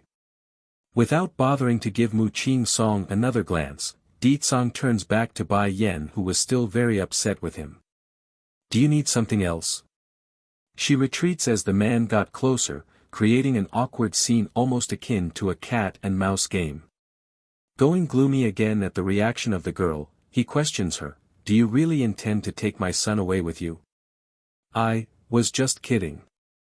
But I don't like that sort of joke. Disregarding the focused gaze from everyone around them, Di Tsang forcefully pushes her against the nearby tree and takes a hearty bite of her lip. If there's a next time, I will directly take you to my bed with no mercy shown. Bai Yan's face had gone completely black. Can you control yourself? People are watching. So you know how to be scared too. Let's see how you will threaten me again in the future. With his eyes narrowed into an evil slit, he didn't forget to take advantage of the situation to get some more skinship. Ahumph. Making an embarrassed cough to bring the two back to reality, old Lord Lan hurries to wink at the dumbfounded Lan Xiaoyan. What are you still dazing around for? Your grandmother suffered quite the scare there. Hurry and go help her inside so she can rest. I still need to go look for my old friend to drink tea. Indeed, old Madame Lan did receive quite the scare today, but it wasn't all from Mu Qing Song. Bai Yan and Di Tsang's intimate act here also had a hand in it. Against a common enemy, Auntie Xiao Wan, wouldn't Batty Father be sad if you say it like that? From those blinking eyes, a hint of compa. Shaun could be seen in the little steam bun's face. As if he would, Di Xiao Wan refutes the claim outright. My old bro always say I'm annoying and stupid. Not only that, he would always go on and on about marrying me off early so he won't have to deal with me so often. As if I would want to see him. No way. State teacher is so much kinder than he is. In honest truth, Di Xiaowan really don't know what sort of sins she's committed to have such a brother. For that reason alone, she's been suppressed for many years under that tyrannical rule. Little Xiachen, let's go home, your mother is waiting for us. Ignoring the conversation, Chu Yi, Holy Land Princess, led the way by holding the baby boy's hand. This translation is only hosted on Catranslation naturally. Di Xiaowan wouldn't just ignore this and continue to follow them from behind in silence. Why are you following me? Chu Yi shot her head around to glare at the unwanted tagger. Of course to go home, she ked her brow, unsure why the need for the question. Now it's Chu Yi's turn to be stumped. She really didn't know whether to be angry or to laugh. That is our home, your home is over at the Tsang Manor. I will have someone send you over there. Bai Yan is my sister-in-law and Xiachen is my nephew, so of course their home is my home. How can I be a hinder to you when I'm going home? No other way, that's what happens when Xiachen was her nephew. Just that connection alone gives her the right to tag along. This, unable to grasp onto the situation, Lan Xiaoyan, girl cousin, weakly chimed in, weren't we doing very well just now, why are you two quarreling all of a sudden? These two were clearly doing so well, why are they trending towards an open brawl? That's what happens when she tries to snch away my nephew. Di Xiaowan stabs her fists against her hip to emphasize her point, my little nephew is mine, as well as my sister-in-law. I won't give either of them up to you. Ho ho, you want to fight eh? Alright, come on, let's go. Chu Yi has had it now. Letting go of the baby boy's hand, she knocks her chin up in preparation for the fight. It's likely safe to assume the most clueless one here had to be Lan Xiaoyan. Scratching her head anxiously, the girl's eyes suddenly lit up at an idea. Miss Xiaowan, there's been no shortages of people talking behind my cousin's back while she was away during all these years. In a blink of an eye, the two raging lionesses were longer glaring at each other. Instead, their eyes were solely focused on the poor girl who only wanted to help. Xiaoyun, tell me, who are the people talking behind Bai Yan's back? I'll go after them. Those thugs sure are bold to talk ill of my nephew and sister-in-law. Their angry voices were nearly in sync, causing a resonance effect across the street. Smiling right up to her eyes, Lan Xiaoyun was very pleased with this reaction. This wasn't all of it. Right after they learned of little Xiachen's existence, they also started to talk ill about Lord Tsang and that he's taking care of another man's child. I've already compiled a list for us to get them back one at a time. The first one, let's start with that sixth princess of the royal family. She not only mocked my cousin behind her back, she even bullied little Xiachen and attempted to set the Tsang Manor ablaze. We should make an example of her for starters. Bringing out the list she's been keeping on her at all times, Lan Xiaoyun was very proactive when it came to these sort of things. Let's go, we'll go find those he's to settle the score. Pulling up her sleeve, Di Xiaowan was showing off the perfect image of someone ready for a fight. Nodding in approval, Chu Yi was the same in every way, lead the way Xiaoyun, we are going to pay them back in full force today. Seeing how easily these two are joining up for the task, the confused girl can finally exhale a sigh of relief. In her view, the main priority was to stop their heated bickering before it devolves into something serious. As for that sixth princess, the girl can only consider herself unlucky. Sister Chu, Auntie Xiaowan, Bai Xiachen had wanted to say they should return home first, but before he could, the raging figures had already disappeared like wind and fire. And thus, a flabbergasted child was left behind without his consent. If you like this translation, consider donating for an extra release or simply turning off adblock helps too. My brother is Di Tsang, the princess's home. While hundreds of blooming flowers adorned this wondrous garden, it was so horribly tarnished by a girl so filled with hatred that she would destroy this scenic picture by plucking the flowers one at a time to satiate her anger. Since the day when she was framed for no reason of setting Di Tsang's home ablaze, the sixth princess had no choice but to go kneel in front of the Tsang manor at her father's order. Contrary to getting the forgiveness like she expected, she got done in by a flaming bird instead and nearly had her entire arm ripped off by the bite. By the time she woke up again after fainting away, the princess was already back at her home.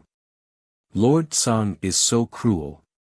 At the very least I'm still considered a beauty, why would he ignore me at every turn? The princess just can't accept the fact that she's losing out to Bai Yan, so she's venting her steam on the poor flowers. This translation is only hosted on K-Translations. It was then at this moment a light chuckle came from behind, startling the princess greatly. In a hurry, she turned around to find Lan Xiaoyun in her blue dress standing there.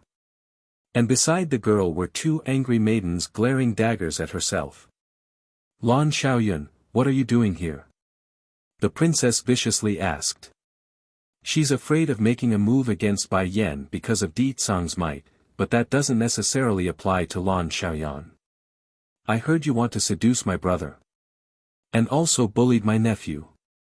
Di Xiaowan, Di Tsang's sister, proudly knocked her chin up as she looked down in disdain at this mortal princess. You, who is your brother? My brother is Di Tsang.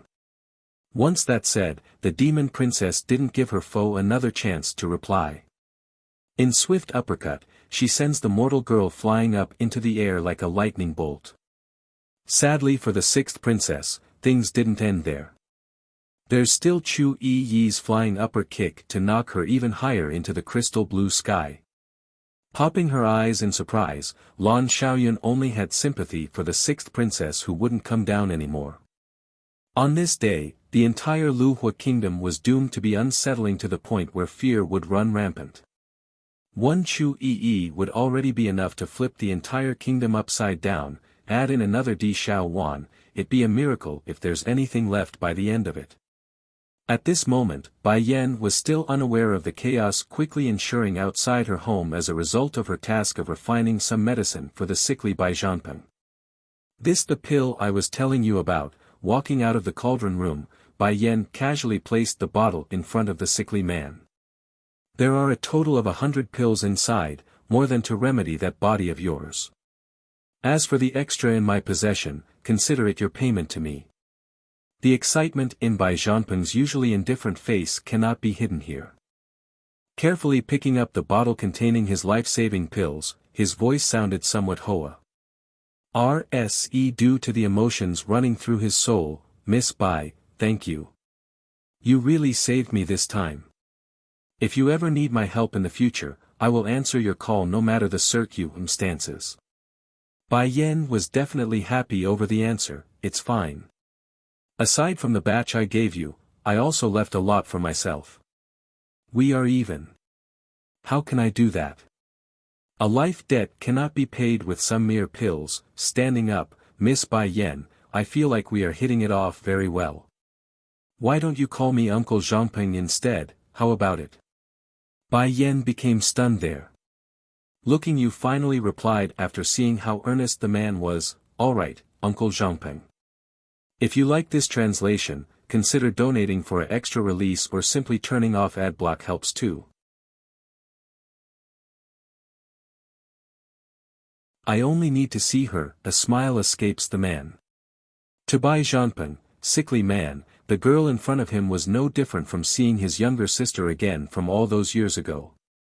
However wishful that may be, it cannot be true because his sister was already 20 that year when she disappeared. To say Bai Yan to be his niece was more fitting.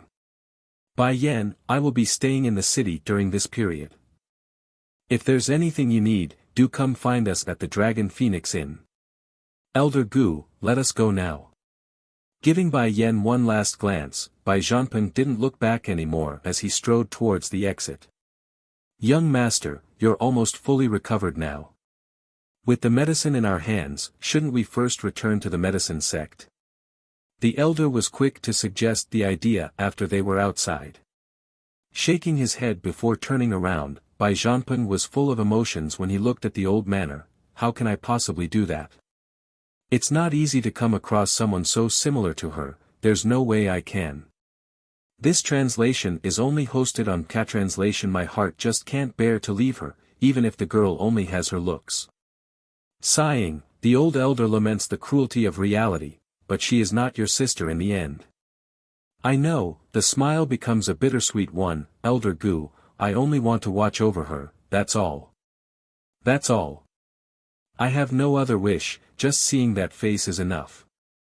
This way, I can at least fantasize her still being by our side and not like how things have turned out now.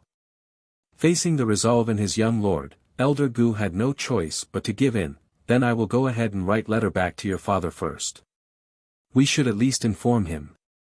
Very well, frowning, but, I don't want you to tell him about Bai Yan yet. Why? Asked the elder in surprise. She has strong talent in alchemy, so I don't want anyone to disturb her peace because of me. Now it made sense to this elder Gu. If it becomes known of how talented Bai Yan was, those old relics back at the medicine sect will no doubt subjugate the girl to a series of horror. Sment. I understand then. Rest assured young master, I will not let anyone know about this matter. Serious in his old face, the elder intends to use the safest possible method this time to transfer the letter back home. Let's go now. I will return home in half a month, until then, we will stay here. Exhaling a sigh, Bai Zhanpeng understands anything longer than that will raise the suspicion of his father. By then, Bai Yan's existence will be exposed. That's not the outcome he wants for anyone. Not for his father, and not for this girl who has the same face as his younger sister. Back inside the old manor. After her patient had left the premise, Bai Yan originally wanted to return inside to continue her efforts in creating more pills. However, as soon as she turned around, she immediately took notice to her son's strange behavior of peeking out from behind the tree. Son, what are you doing? This voice greatly startled the little steam bun. Cautiously coming out of hiding, Bai Xiachen appeared to be quite uncomfortable in front of his mother's presence. Mother, what's wrong?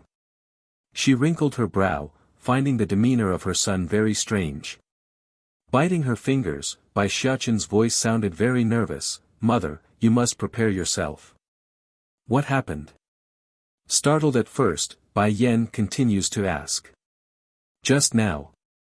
Sister Yi and Auntie Xiaoyun went out to make trouble. I suspect there will be a lot of people coming over to find you in a bit. This time the list brought out by Lan Xiaoyun had contained basically the names of every N.O.B. lady in the royal capital, married or unmarried. If they really did get even with everyone, it's a given the whole city will be in an uproar. Although, Bai Xiachen also believes that there was nothing wrong with their practice, but if you like this translation, consider donating for an extra release or simply turning off adblock helps too.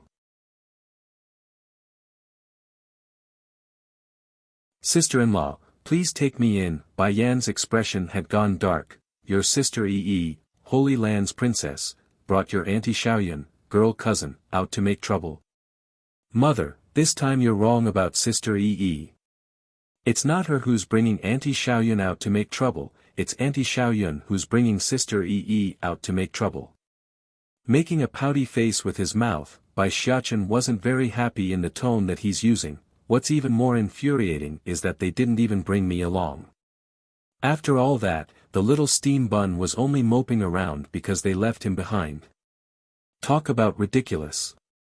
Towards her son's comment, Bai Yan's expression grew even darker. Knocking the kid on the head to show her displeasure, she continues, behave yourself. If there's anything else you must tell me, wait until I finish dealing with this mess first.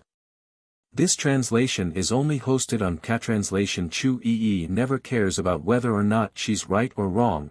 To the girl, it only matters if she likes the person or not. For that reason, there's been no shortages of young talented individuals who had to suffer under her tyrannical rule within the Holy Land. But that's not necessarily the case for Lan Xiaoyun. If she's willing to lead the way with her personality, then there must be a reason. Oh right, tilting his little head, those eyes were innocent and clean. Mother, do you still remember those words Batty father said before he left?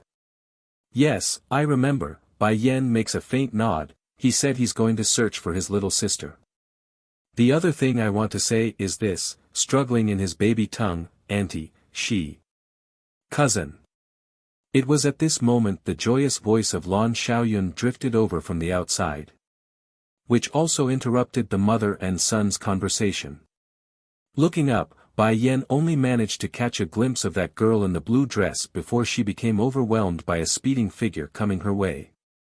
Alarmed by the intrusion, she reflexively shot her leg out and slammed it directly into that rushing body. Against this scene, Lan Xiaoyun and Chu Yi were both flabbergasted. Watching their third partner shoot up into the sky and then coming back down to the ground in a sprawling position, they could hardly keep their jaws closed. Who are you? Bai Yan's face was darker than ever when she asked with that cold hard voice. Mother. Tugging at his mother's sleeve, Bai Xiaochen was full of sympathy as he eyed the twitching girl on the ground. She is Auntie Xiao Wan. Auntie Xiao Wan.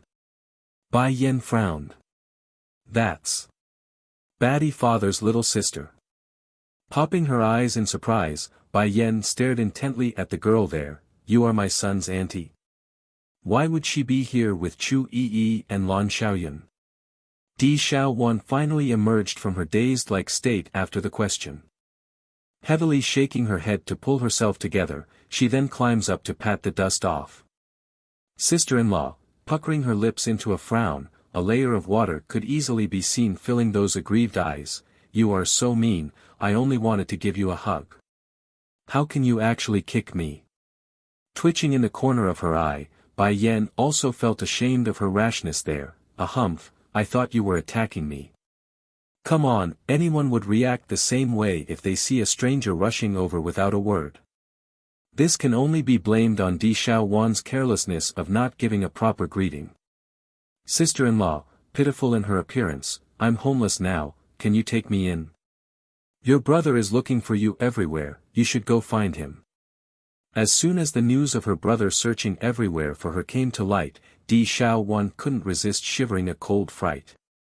Shrinking her neck in, she pleads again with that big smile, please sister-in-law, I left home without permission. If my brother catches me, he will surely kill me. I still think it's safer here, so pretty please, let me stay. If you like this translation, consider donating for an extra release or simply turning off adblock helps too. Are you sure you want to stay? Are you sure you want to stay? Bai Yan asks with an extra meaning in her eyes. Going bright, Di Xiao Wan grew excited. Can I really stay here? You are more than welcome to stay, however. I hope you won't regret it afterwards. Unbeknownst to the girl yet, Di Tsang had already beaten her to the goal of claiming a spot in this manner. By the time she discovers this truth, it would be already too late. Sister Yan Yan. Putting on a pouty face, Chu Yi, Holy Land Princess, sends a glare of unwillingness at the newcomer before turning back around. Are you really going to take this girl in? This translation is only hosted on Catranslation. Di Xiao Wan went cold at the question. Proudly raising her beautiful face up, she fires back, and why can't I stay? This is my nephew and sister-in-law's home, not your home. We don't need your input. Di Xiao Wan, Demon Realm Princess, do you want to fight again? Chu Yi's face had become a rosy red due to anger. Let's fight then, as if I, Di Xiao Wan, would fear someone like you. Even if the girl had always been oppressed by Di Tsang since young, but those elders in the demon realm and the state teacher himself would always dote her to the extreme. And so, that's why her character would be so surprisingly similar to Chu Yi's. They are two little princesses who are used to being doted and pampered by their peers. Boom! Just as the two were ready to go at it again, a heavy blow from the side suddenly pulled their attention back over. Quickly turning around, that's when they saw Bai Yan's fist leaving an imprint on the door frame. You two want to fight? Alright, go outside and fight. But once you two are finished, there's no need to come back. Frosty and commanding in her voice, Bai Yen left no room to be rebuked here. Frightened to the point where they had to take a step back, the two didn't even have the nerve to breathe using that grieving face of theirs. You must follow my rules while in my place. Easing her tone after getting the intended reaction, Bai Yen was less intimidating, otherwise I will send the both of you away. Come my son, we're leaving. Hand in hand, Bai Yen pulls the little boy away with her for the backyard. Oh, that scared me. When the brilliant red figure was gone, Di Xiaowan could finally gather herself again. No wonder my old bro is taking so long to conquer her. Such a powerful woman is no joke. This is already considered light already. Chu Yi's demeanor also relaxed somewhat. Years ago back when I set her 3 Shifa's treasury ablaze, she nearly had me tortured to death. That's scary. Di Xiaowan couldn't even control the pounding in her heart at the news. Peering over to the girl, she suddenly got an unexpected feeling of kinship. You have my sympathy. Getting smart again, Chu Yi quickly follows up with another sentence. If you are sympathetic of me, why don't you give up and let Bai Yen be my sister-in-law? To hear this out of the blue statement, Di Xiaowan's complexion instantly shot up into a cherry red. Dream on. Sister-in-law is so beautiful, I will never give her to you. Knowing the two are going to start quarreling again, Lan Xiaoyun, cousin, suddenly came down with a wonderful idea due to urgency. Exclaiming in surprise like she meant it, "Ah, cousin, why are you out here again?" This tiny remark was enough to nearly stop their heartbeat. In her urgency, Di Xiaowan suddenly stretched her arms out to hug her foe. I was just joking you before. I will never fight with you again. If you like this translation, consider donating for an extra release or simply turning off adblock helps too. I'm your auntie. Miss D, it's that child over there. Lighting up in her eyes, Bai Ji directly points to the unsuspecting kid. It's that bastard child. Bai Yen is using that brat to force and trick Lord Sung. Following the finger to the indicated direction, Di Xiaowan's line of sight eventually fell upon Bai Xiaoqin's cute little face. First there was shock over how adorable the child was, then came an unstoppable force of ecstasy. In her haste, Di Xiaowan completely forgot to mind her manners and pounced at the poor kid. While in the background, Bai Ji was still smiling devilishly due to her own foolish mistake of not paying attention. Bai Yen, Bai Xiaoqin, I won't let either of you get off so easily for ruining me. Sister Yi, do you know when Godfather is coming? A bit sulky in his voice, Bai Xiaoqin was apparently having an episode of missing his 3 Shifas and Godfather. This translation is only hosted on Catranslation. I have already written to my brother. If he knows your real father is here, he will surely rush over. Shining in her eyes as she said this, Chu Yi, Holy Land's young lady, firmly believes Bai Yen wouldn't be snatched away if her brother arrives. Now it was Bai Xiaoqin who became hesitant. If Godfather comes, would he start a fight with my baddie father? By then, who am I supposed to help? While the baby boy was struggling to make up his mind, a powerful gust of wind had knocked him off his feet and snatched the boy right up. It was a young girl with a set of messy-looking hair. Before anyone can do a thing to stop this, the person had already sent a smooch at that cuddly face. Naturally, Bai Xiaoqin would become paralyzed over the sudden assault. Mainly due to how scared he was by the act, he didn't know how to react to the kiss and froze there. What are you doing? Exploding over this, Chu Yi immediately snatched the assailant up by the collar and growled menacingly, where did a wild girl like you come from? How dare you bully my little Xiaoqin? If it was in the past, Di Xiaowan would have definitely broken out into a fight with anyone who would dare offend her like this. However, all her attention was solely focused on the kid in her arms. You are called Xiaoqin. Can I also call you that too? Blinking with confusion and startlement, Bai Xiaoqin was at a loss on how to reply. This was honestly the first time he's been cuddled up without indication. Just when Chu Yi wanted to start making a move to break this up, the assailant somehow managed to beat her to the punch with those pitiful eyes. Little Xiachen, don't you know me?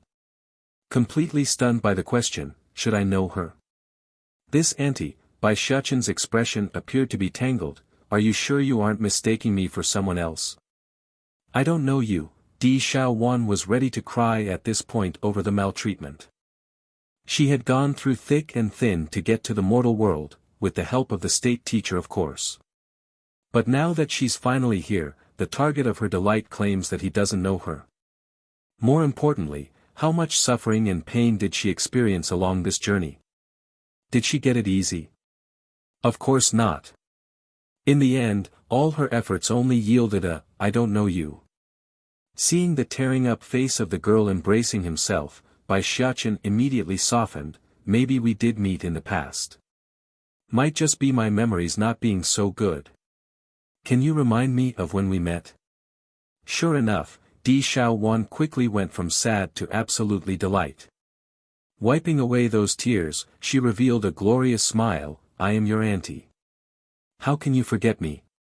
On this sunny day that should have gone without a hitch or incident, Bai Xiachen had for the first time in his short little life become electrocuted by another person's dumbness.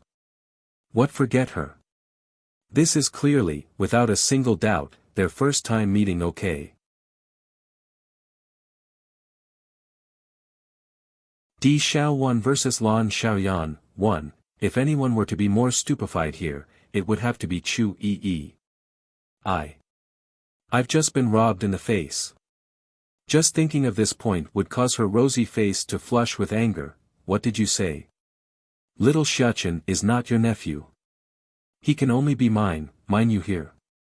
I don't want to be your sister anymore, call me auntie alright? This last part would of course be meant for Bai Xiachen. After stating this much, Chu Yi didn't forget to shoot a provocative stare at her opponent. This translation is only hosted on Catranslation. Now it was Di Xiaowan to become mystified. When did my brother accept another sister? By now Bai Xiachen was already cherry red in his cheeks after suppressing himself all this time. Sister Yi is my godfather's sister, not my baddie father's. Baddie father? This name is too suitable for him. Di Xiaowan couldn't resist another pinch at that squiggly face. Your face is exactly like my brother's when he was young, just that you are more sensible and more polite. Way better than he is at your age. In all seriousness, Di Xiaowan really had trouble believing this clever and adorable little child was his old brother's seed. Finding the girl willfully ignoring herself repeatedly, Chu Yi was ready to flare out at this point. But before then, she made sure to first snatch the little guy over to her side for protection. Hey, what are you doing? Di Xiaowan shoots a glare at Chu Yi for stealing her darling of a nephew. Return my nephew to me. I'm not giving, what can you do? Chu Yi proudly makes a grunt to showcase her terrible might of being unreasonable. If based solely on appearance, Chu Yi and Di Xiaowan are not of the same type. The former being the charming young girl type while the latter was the sweet and beautiful. However, their temper are one and the same, the type to explode upon contact. As such, finding someone trying to steal her precious nephew away, Di Xiaowan's face was starting to show off a pang of true anger. You want to fight, is it? Come, which weapon would you like to use? Or do you want to go bare-handed?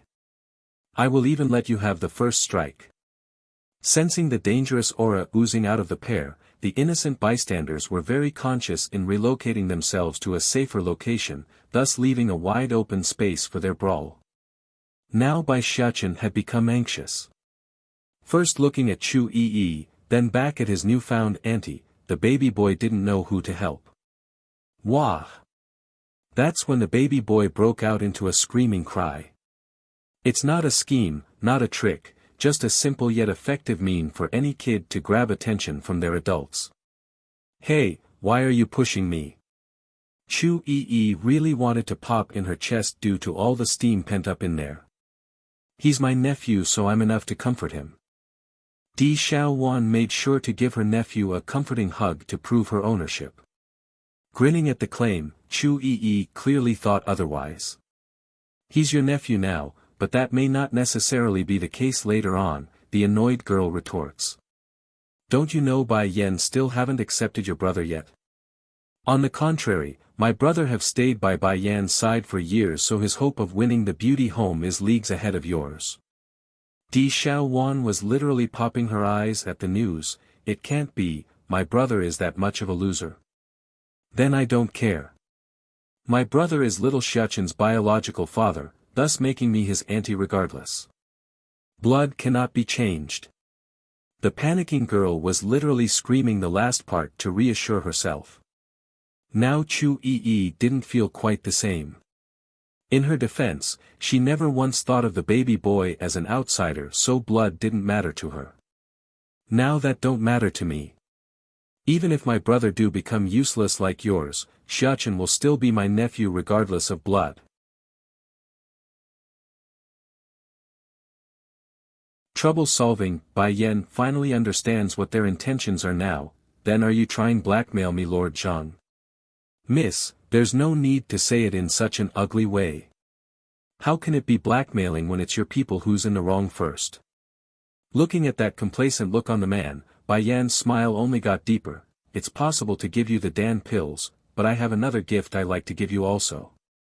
Having said this, she readily hands a thin booklet over to Hualuo to be said on to the man. I hope you will like this gift from me. Despite the smile reaching deep into her very eyes, Bai Yan's attitude gave no illusion it was very cold and dangerous. Frowning at the strange behavior, Zhang Feiyang carefully received the item and looked over the prescribed page meant for him. Only one glance, that's all it took to turn that smug expression into a ghastly white.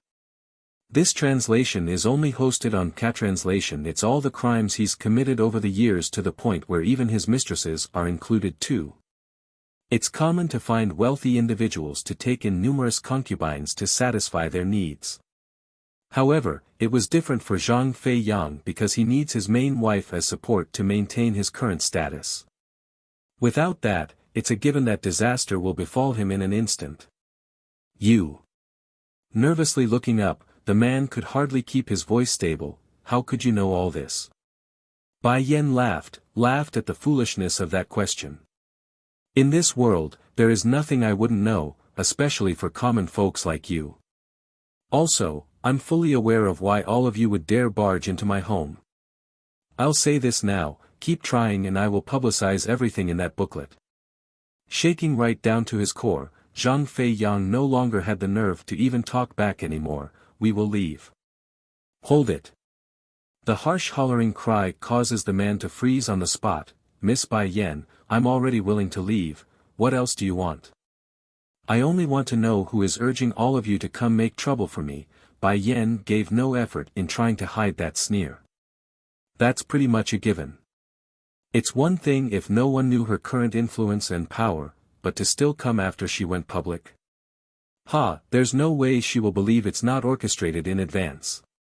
Becoming even uglier in his face, the man plays dumb in the end. I don't know what you're talking about. Is that so? Chuckling at their foolishness, it seems you people won't learn until the very end. Hualuo, go publish everything in that booklet. I want the world to know how vile and disgusting these people are.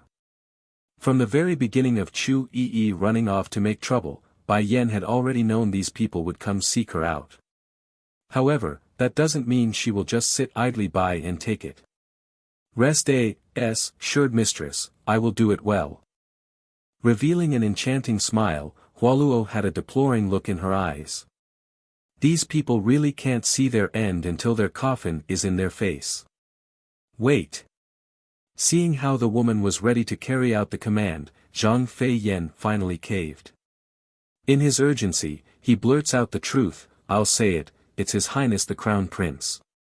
If you like this translation, consider donating for an extra release or simply turning off adblock helps too. Blackmailing failure, Crown Prince. Nangong Yi. Bai Yan's was smiling, what is Nangong Yi's purpose? Miss Bai Yen, going stiff in his face, His Highness wanted me to make trouble for you so he can come in at the right moment to help you. This way you will forget about the past grudges and be grateful to him. As for demanding the Dan pills, it's my own personal decision. Nangong Yi's plan was very beautiful, yet he seems to have forgotten Bai Yen would never bother to have these people in her eyes considering her current status. Feeling the increasingly heavy atmosphere in the hall, those royalties and Bless who came with Zhang Fei Yang are all starting to get anxious. Miss Bai Yen, the deal he did with the Crown Prince does not include us in it. We only came because Zhang Fei Yen sought us out last night. This translation is only hosted on Catranslation, yeah, that's right. I initially didn't want to come either, but he kept insisting that you won't be able to punish that many of us. He also justified it by saying we are in the right. From the very beginning, these people never wanted to come due to Bai Yan's status as the flower brothel's owner. But after repeated promises and guarantees, they in the end suck. You embed to the seduction of greed. Sadly for them, regret was already too late now. As angry and irritated as Zhang Fei Yang was in how quickly these people threw him out into the fire pit, he couldn't refute it because it's all true. Is that right? Bai Yen grinned. As far as I know, everyone who were attacked by Chu Yi had at some point denounced me behind my back. Why should you people get to claim you are in the right? Flushing red at the statement, these people were all too ashamed to refute her words. They knew it's true. Inhaling deeply, Zhang Fei Yang steadies himself before speaking again. I've said all that I have to, can I leave now then? Looking at how much sweat was covering that nervous face, Bai Yen suddenly had the urge to laugh aloud in mockery. So you people think you can just waltz in my place and leave as you like? Then what do you want of us? Since all of you are here, then you people might as well leave behind something of value. Crossing her legs, Bai Yen appears to be very leisure in her posture on the chair. Hand over your belongings. If the value of your possessions can meet my demand, then you are free to go. However, for those who can't meet it, then feel free to have your family come instead to redeem yourself. Going red from outrage, Zhang Fei Yang's very voice was trembling. Don't you think this is a tad excessive? Excessive? Bai Yen COCKS a condescending sneer. Wouldn't you people be blackmailing me instead if I wasn't the owner of the flower brothel? Enough of your excuses. Hualuo, go search them for me. Those who can pay is free to leave, and those who can't is to stay until their family comes. Looking at the charming woman slowly encroaching on himself, Zhang Fei Yang finally loses it and went on the offensive. Bai Yen, are you not afraid of offending His Highness by doing this? Chuckling at that question, instead of asking me that, you should be asking him. You, shaky in his pointing finger, Zhang Fei Yen almost couldn't believe his ears. Don't forget the royal grandson is worshipped by the animals of this world. Sooner or later, he will overtake everything and be the ruler here. By then, you won't even be able to plead under his feet. Not flinching in the least, Bai Yen made a smirk instead. If I'm not mistaken, that son of his had only stepped onto the path of cultivation, a pract. Tionier of the lowest kind. So tell me, what can someone like that do to threaten me in the future? In reality, Nangong Lin's talent wasn't bad at all. Just that due to his doting parents, the child never had the need to train, thus turning him into the useless fat kid that he was now. If you like this translation, consider donating for an extra release or simply turning off adblock helps too.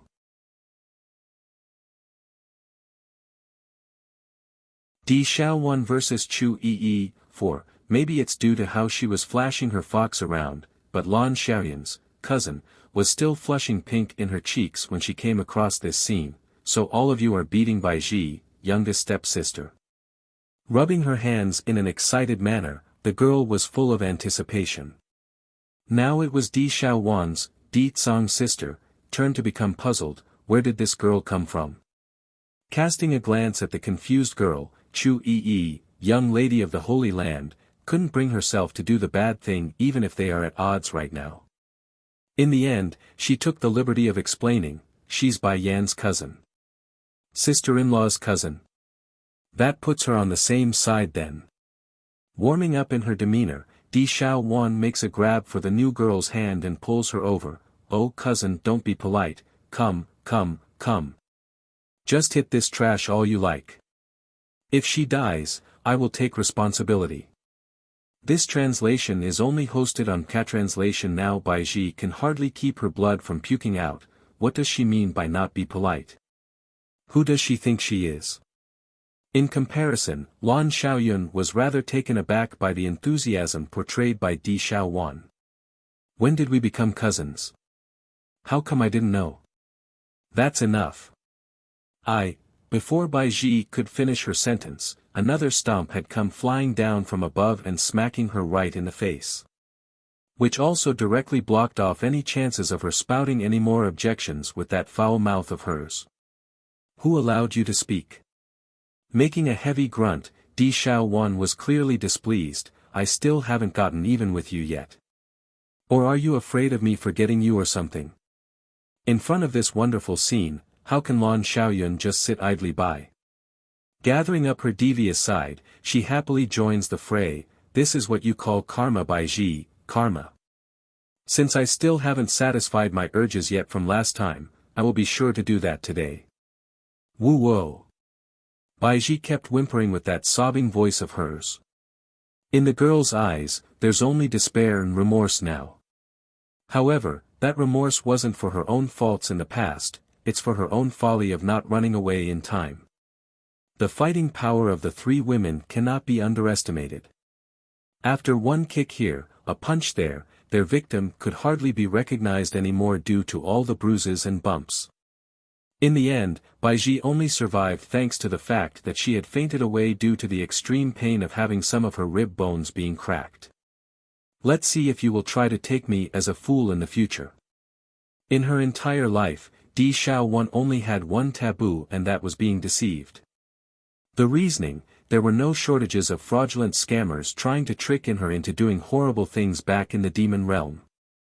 Thankfully at the time there was the state teacher and her big bro to look after her, otherwise who knows what sort of suffering she would have gone through. Auntie Xiaowan, toddling over to the girl's side, Bai Xiachen tugged at her newfound family member to get her attention. What happened just now? How come you know this horrible woman? Puffing up her cheeks to show how grumpy she was, Di Xiaowan finally explained the ins and outs of what happened. During this brief period, the girl didn't forget to give the already unconscious Bai Ji another kick. This is Baddie Father's little sister. It can't be, she must be a fake. Bai Xiachen was literally popping his eyes after listening to the story. Isn't a fox supposed to be cunning and deceitful? Why is this one a sweet dumbaklutz? Am I going to become as dumb when I grow up? Xiachen, is this your little aunt? Curious in her stare, Lan Xiaoyan studies the girl carefully. She really is beautiful with that face, but this character is too. How can anyone believe she is Di Tsong's little sister when they are so different? Of course I am little Xiachen's auntie. Stabbing her fists against her hip, Di Xiaowan won't be denied here. This is the real deal and I won't have it otherwise. I ran all the way here just to see my sister-in-law and nephew. Lan Xiaoyun was now confused herself too. Shouldn't you be looking for your brother first? This, Di Xiaowan appeared to be tied inside after being pointed out. After a quick musing, she answered honestly, he's an extra, it doesn't matter if I see him or not. Bai Xiachen once became stupefied. How come he keep getting the feeling that this pair of siblings are very abnormal? Before was his baddie father wanting to hang his auntie up to hit, now it's his auntie saying his baddie father was an extra. What the heck?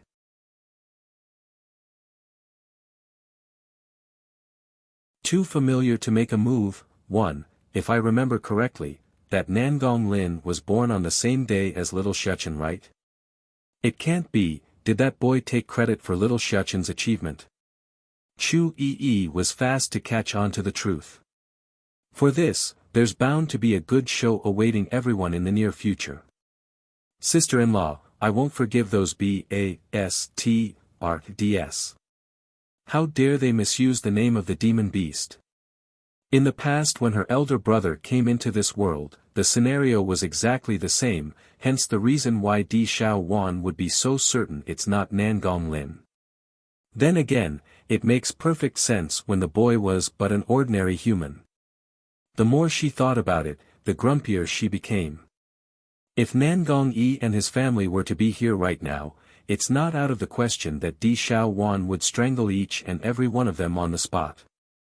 This translation is only hosted on Catranslation, Di Xiao Wan. There's something I like to ask you though. P.R.I.C. King her brow, Chu Yi grew suspicious. Why would Xiaoqin's birth rile up the animals of this world, and why would you know that? Of course I would know. It's because Xiaoqin is. As much as the girl wanted to tell the truth, a very firm hand had cupped her by the mouth, refusing to let her speak. Things that shouldn't be spoken is best not said. Bai Yen sounded almost emotionless there as she eyed the confused girl. As freaky as that attitude was, Di Zao Wan simply didn't get it and required more hinting. You can't tell anyone about my son's ident. Lowering her mouth up to the girl's ear, Bai Yen used a voice that could only be perceived by them both. First it was shock, then understanding before Di Xiao Wan flung her head up and down in acknowledgement. As dumb as she was sometimes, not even she would be so clueless as to not understand what Bai Yen was implying now. Bai Yen, are you hiding something from me? Puckering her lips unhappily, Chu Yi asked with grievance in her voice. There are some things that I can't tell you yet. Knowing this might be hurtful to her friend, Bai Yen sounded apologetic in her reply. Just as she wanted to say more to console the poor girl, Bai Yan's view was caught by the white teenager coming their way. Happy at the sight, she readily greeted the boy first. You're back, brother. How did it go with that friend of yours? Is he fine now?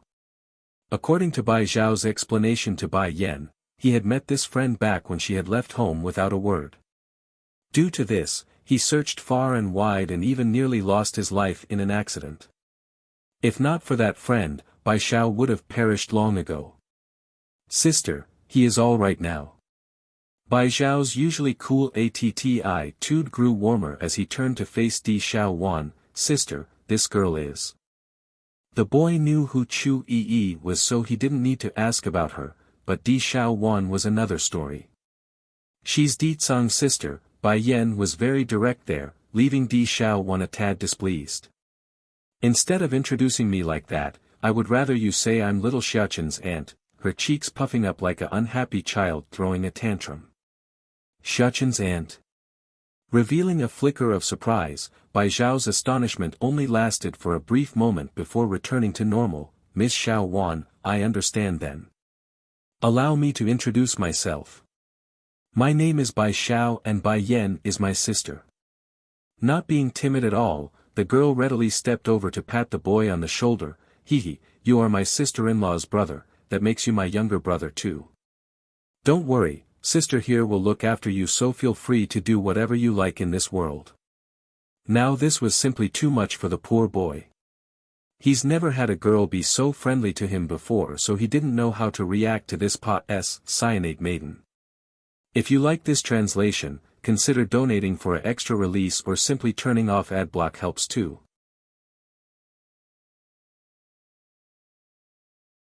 My brother is Di Tsang, the princess's home.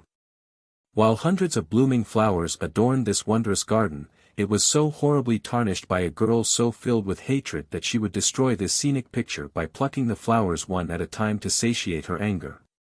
Since the day when she was framed for no reason of setting Di Tsang's home ablaze, the sixth princess had no choice but to go kneel in front of the Tsang manor at her father's order.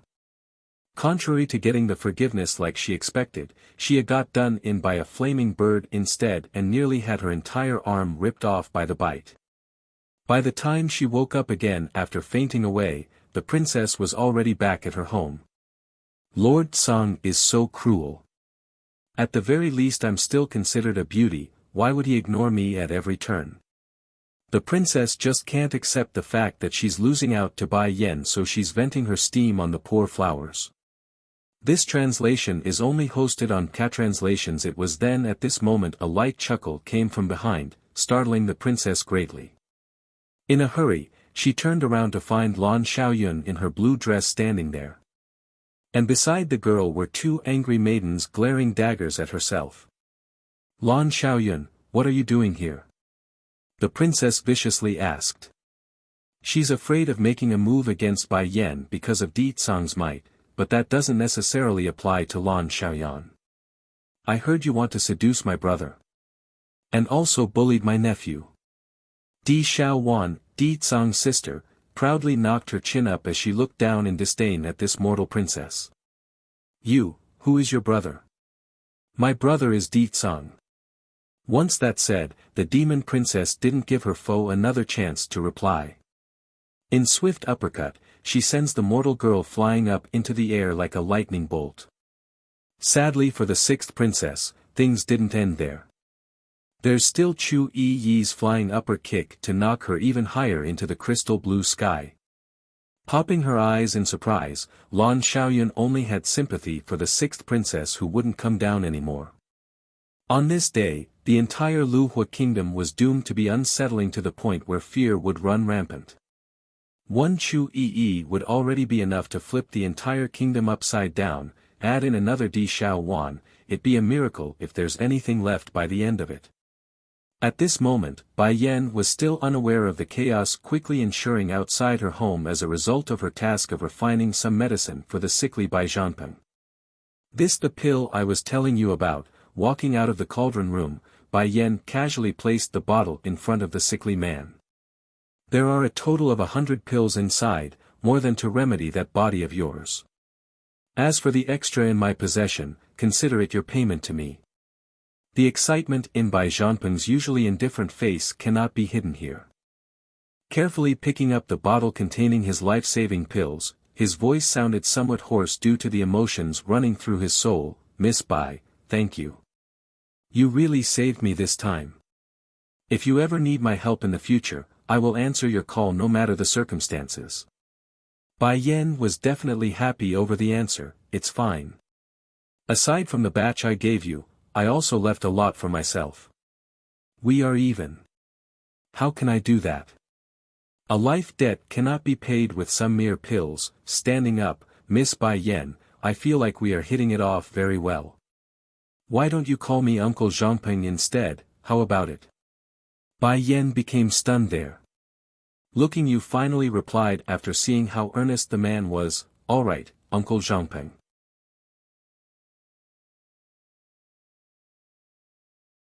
Too familiar to make a move. 3. Feeling those cold slender fingers flowing across her lips, Bai Yen could not resist shivering at the touch. Di Tsang, it can't be that you've really fallen for me.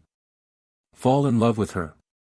The man didn't reply right away because there had been no shortages of female bodies swarming around himself over the years. Yet, not a single one could evoke his emotions like her, nor could he comprehend what love was supposed to mean. But everything's changed now. Since the day he's savored that flavor from her lips, his heart yearns for her, so much so that merely a day would feel like an eternity in his heart. Does that equate to love? He honestly don't know.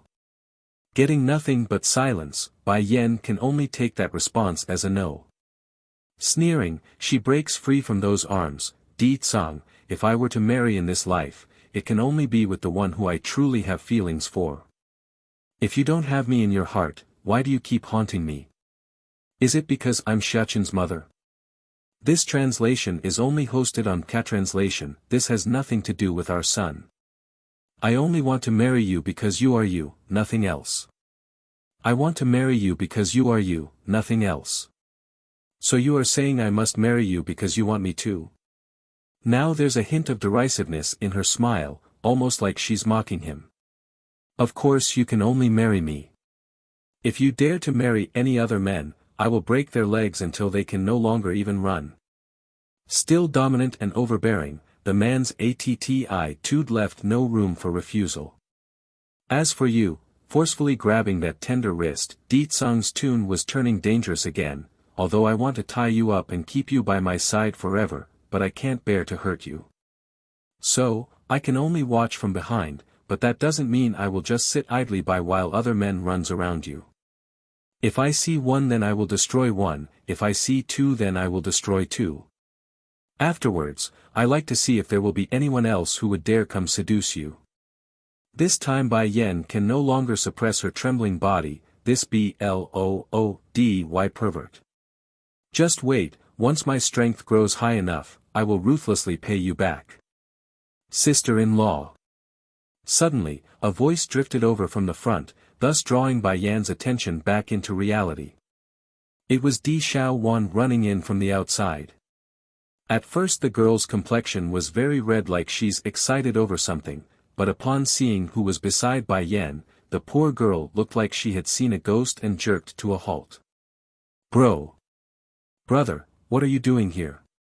Di Tsung broke out into a laugh at the question, a very devious and sinister laugh that gave chills to anyone who heard it. In fact, it was even giving Bai Yan the shivers. Imagine what it must be like for the poor maiden. Di Xiaowan. As soon as the man gnashed out that name, the frightened girl instantly collapsed like someone losing their very legs. Brother, I am wrong, she cried, fearing for her dear life. Why is brother so much scarier after only a few years apart? Do you know how much trouble you've caused? Raising a threatening smirk, because of you forcefully breaking through the seal, someone else had followed you through and came into this realm. Now, tell me, how should I punish you and state teacher? Going white in her face, Di Xiaowan was surprisingly defensive when the conversation involved the latter. Brother, this is my own idea, you mustn't involve him. State teacher doesn't deserve to be punished. Still cold in his attitude, Di Tsung won't have any of that. Without him, would you be able to break the seal on your own? Growing weaker in her voice until it became a meekly squeal, Di Xiaowan remained stubborn nevertheless. You mustn't bully him. If you must punish someone, then punish me. If you like this translation, consider donating for an extra release or simply turning off adblock helps too.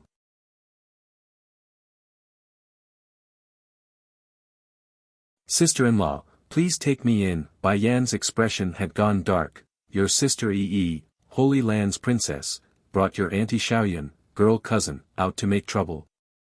Mother, this time you're wrong about sister Yi. It's not her who's bringing auntie Xiaoyun out to make trouble, it's auntie Xiaoyun who's bringing sister Yi out to make trouble. Making a pouty face with his mouth, Bai Xiaochen wasn't very happy in the tone that he's using. What's even more infuriating is that they didn't even bring me along. After all that, the little steam bun was only moping around because they left him behind. Talk about ridiculous. Towards her son's comment, Bai Yan's expression grew even darker. Knocking the kid on the head to show her displeasure, she continues, behave yourself. If there's anything else you must tell me, wait until I finish dealing with this mess first. This translation is only hosted on Katranslation. Chu Yi never cares about whether or not she's right or wrong. To the girl, it only matters if she likes the person or not. For that reason, there's been no shortages of young talented individuals who had to suffer under her tyrannical rule within the Holy Land. But that's not necessarily the case for Lan Xiaoyun. If she's willing to lead the way with her personality, then there must be a reason. Oh right. Tilting his little head, those eyes were innocent and clean. Mother, do you still remember those words Batty father said before he left? Yes, I remember. Bai Yan makes a faint nod. He said he's going to search for his little sister. The other thing I want to say is this, struggling in his baby tongue, auntie, she. Cousin. It was at this moment the joyous voice of Lan Xiaoyun drifted over from the outside, which also interrupted the mother and son's conversation. Looking up, Bai Yan only managed to catch a glimpse of that girl in the blue dress before she became overwhelmed by a speeding figure coming her way. Alarmed by the intrusion, she reflexively shot her leg out and slammed it directly into that rushing body. Against this scene, Lan Xiaoyun and Chu Yi were both flabbergasted. Watching their third partner shoot up into the sky and then coming back down to the ground in a sprawling position, they could hardly keep their jaws closed. "Who are you?" Bai Yan's face was darker than ever when she asked with that cold hard voice. "Mother." Tugging at his mother's sleeve, Bai Xiaochen was full of sympathy as he eyed the twitching girl on the ground. "She is Auntie Xiao Wan." "Auntie Xiao Wan?" Bai Yan frowned. "That's Batty father's little sister." Popping her eyes in surprise, Bai Yan stared intently at the girl there. "You are my son's auntie? Why would she be here with Chu Yi and Lan Xiaoyun?" Di Xiao Wan finally emerged from her dazed-like state after the question. Heavily shaking her head to pull herself together, she then climbs up to pat the dust off. Sister-in-law, puckering her lips into a frown, a layer of water could easily be seen filling those aggrieved eyes. "You are so mean, I only wanted to give you a hug. How can you actually kick me?" Twitching in the corner of her eye, Bai Yan also felt ashamed of her rashness there. "A humph, I thought you were attacking me." Come on, anyone would react the same way if they see a stranger rushing over without a word. This can only be blamed on Di Xiao Wan's carelessness of not giving a proper greeting. "Sister-in-law, pitiful in her appearance, I'm homeless now, can you take me in? Your brother is looking for you everywhere, you should go find him." As soon as the news of her brother searching everywhere for her came to light, Di Xiao Wan couldn't resist shivering a cold fright.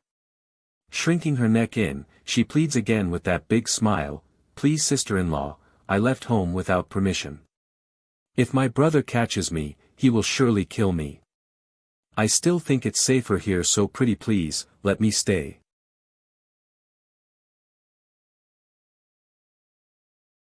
Demon Beast Sect 1. Di Tsang immediately dismissed the idea with his sneering laugh, as if she would do that over something so trivial. Her mentality isn't that weak, otherwise she would have committed suicide dozens of times already in the past. Shooting her eyes up, Bai Yan's first thought was this: is she really his sister? The biological type? In this moment, her sympathetic heart came pouring out. With a brother like that, how can anyone keep their sanity? "I'm hungry now." While Bai Yan was still stuck in her deep thought, Di Tsang's low and possessive voice suddenly came from one of her ears. "Your home may be destroyed, but that doesn't mean your cooks are. If you want food, then have them make it for you," her face running with dark lines. Acting as if not able to hear her, Di Tsang continues on with his rambling. "I heard your cooking is one of a kind in this world, is that right? This translation is only hosted on Katranslation, Di Tsang. Do you want me to taste your cooking, or devour you here and now on the spot?"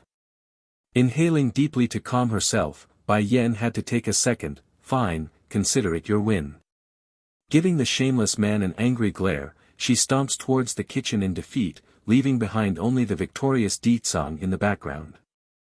Inside a certain bedchamber, Di Xiao Wan was currently brooding over the possible countermeasures at her disposal to face off against a certain menacing figure.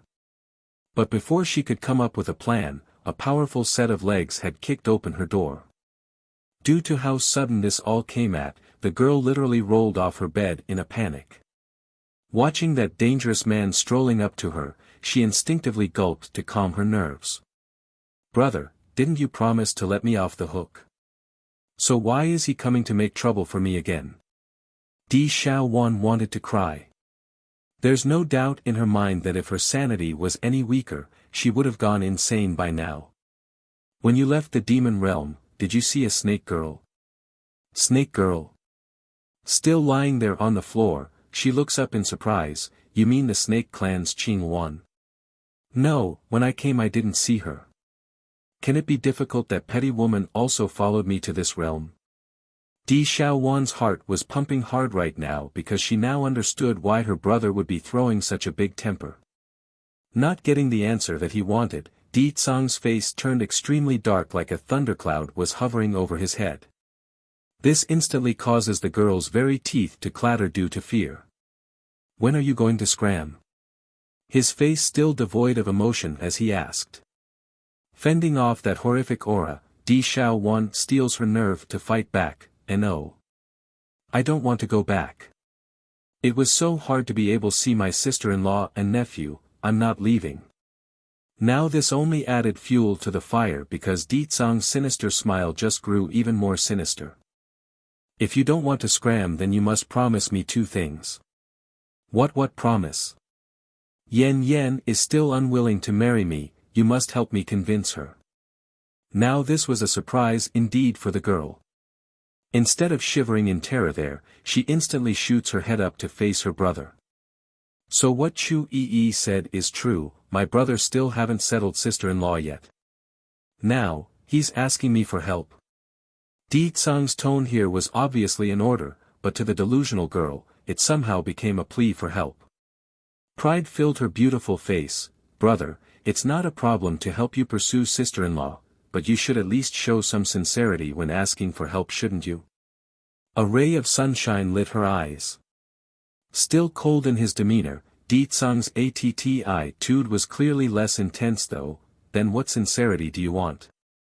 If you like this translation, consider donating for an extra release or simply turning off adblock helps too.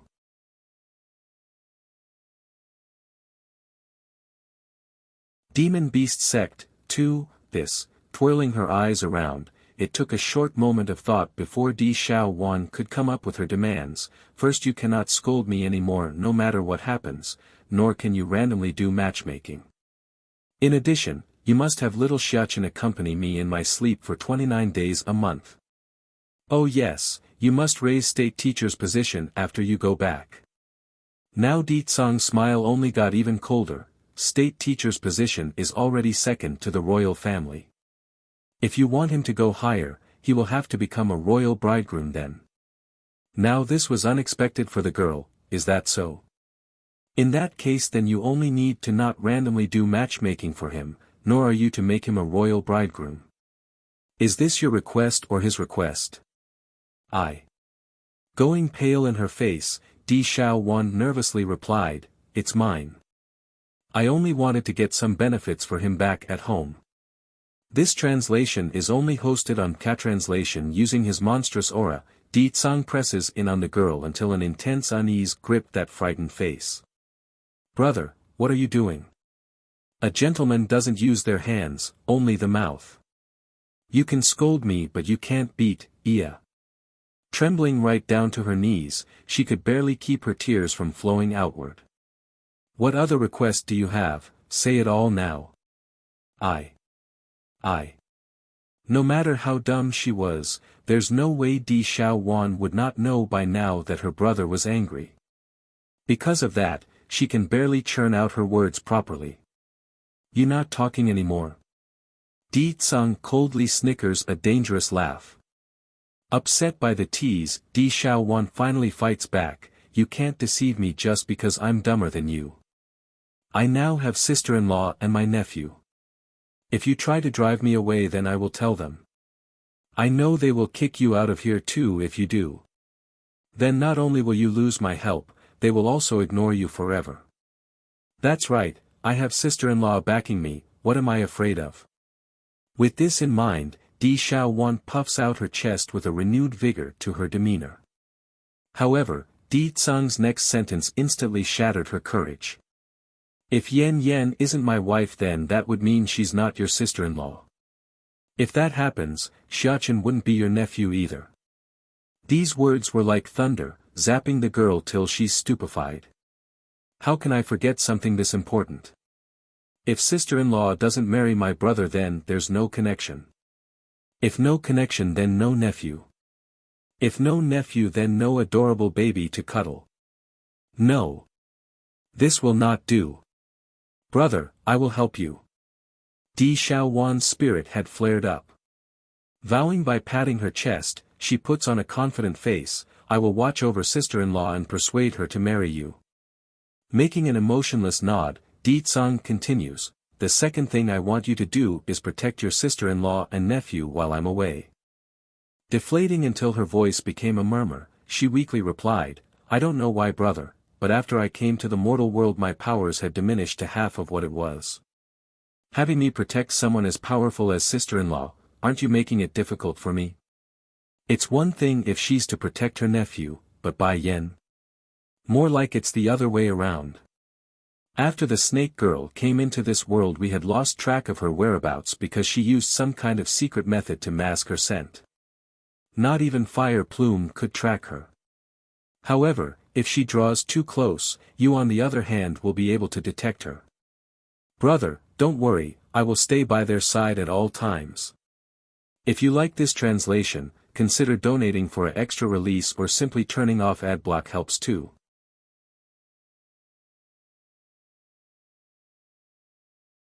Demon Beast Sect 3. Di Xiao Wan was packed full of spirit because she knew very well that Snake Woman had been eyeing her brother for hundreds of years. If not careful, it might give that Qing Wan, Snake Girl, an opportunity to try something sneaky. Remember your words. If Yen Yen and my son is hurt in any way, you will be the first one I come looking for. Leaving behind only this much, the man then left with a satisfied smirk and stunned his sister in his wake. Am I really his sister and not someone picked up off the street? Maybe it's due to being accustomed to this cold treatment. Di Xiaowan only experienced a minute of sadness before she consoled herself back to the norm. This translation is only hosted on K-Translation, so what if brother don't dote me? In future I will have sister-in-law, who needs him then? Princess, princess, it was at this moment a young chirpy voice came from the window's ledge. This belonged to a black-naped oriole bird that only just arrived here. Yellow, how did it go with the investigation? The oriole known as Yellow quickly flew over to the girl's shoulder at the question. Princess, is it possible to change my name to another one? No matter what, I'm still a young girl, you know. The female oriole protests in dissatisfaction. Coining a name is too troublesome. You know I'm a lazy person yet you still want me to give you a name? She gives the bird an eyeful. Yellow, what sort of sinister scheme are you plotting? Completely taken aback by this, the little oriole bird was full of grievance here. All she wanted was a good name and nothing else. Why did it devolve into a plot to murder the princess? This is too wrong. Tell me the stuff I want to hear first. Grinning in her mouth, Di Zhao Wan was pleased with herself. It's best you not listen, princess, I'm afraid you might die from anger. Me, die from anger? Scoffing a laugh, she dismisses the idea outright. If my brother couldn't do that, then what makes you think others can? Hurry and tell me what's going on. Yellow faced the girl with unease, nevertheless she continues in the end. I was just at that crown prince's home, and guess what I heard? That man and his wife is currently discussing on how to turn the queen into the man's concubine. They also said. What else? Di Xiaowan's chest was huffing rapidly. They also claimed our demon realm's little prince only has looks with no brain. Not only that, they also want to turn the little prince into a slave for their son. Oh yes, that Nangong Yi, crown prince, also said her queenship is a stupid woman who will fall for any sweet talk like her mother. From the very beginning, Di Xiaowan only intended to investigate the matter regarding Nangong Lin, fat bully, and why they say he's capable of ordering the animals. However, what she got instead was this load of farce and infuriating nonsense. Naturally, her anger wasn't directed at this poor bird, it's at those two shameless pair. Princess. Seeing how huffing and puffing the girl was, the bird appeared worried. I've said it already that you will die from anger. Why must you seek to be tortured? Indeed, Di Xiaowan was very unhappy over what she heard. Spending a good while to recover from her outrage, she glared at the bird. Then why are you coming back here for? Yellow didn't even get to finish her words before tragedy struck. If you like this translation, consider donating for an extra release or simply turning off adblock helps too.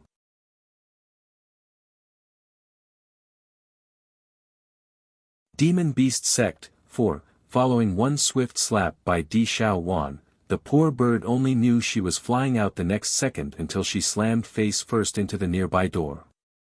Helpless and disorientated, poor Yellow slowly slid to the ground like a beaten fly. I'm here to tell you, her voice very weak, I've discovered the secret behind that animal worship business. It's that Roa who intentionally had her people spread the word to the public. Having finally finished her report, Yellow then rolls her eyes and fainted away. This time the bird was honestly lucky to have come across Roa talking with her confidant. Otherwise, she wouldn't have been able to return so soon. Oh no, Yellow! Pouncing over to the door, Di Xiaowan nervously picks up the poor bird in a gentle fashion. I'm sorry, I misunderstood you. Please don't die, I promise I won't call you Yellow from now on and instead call you Little Yellow.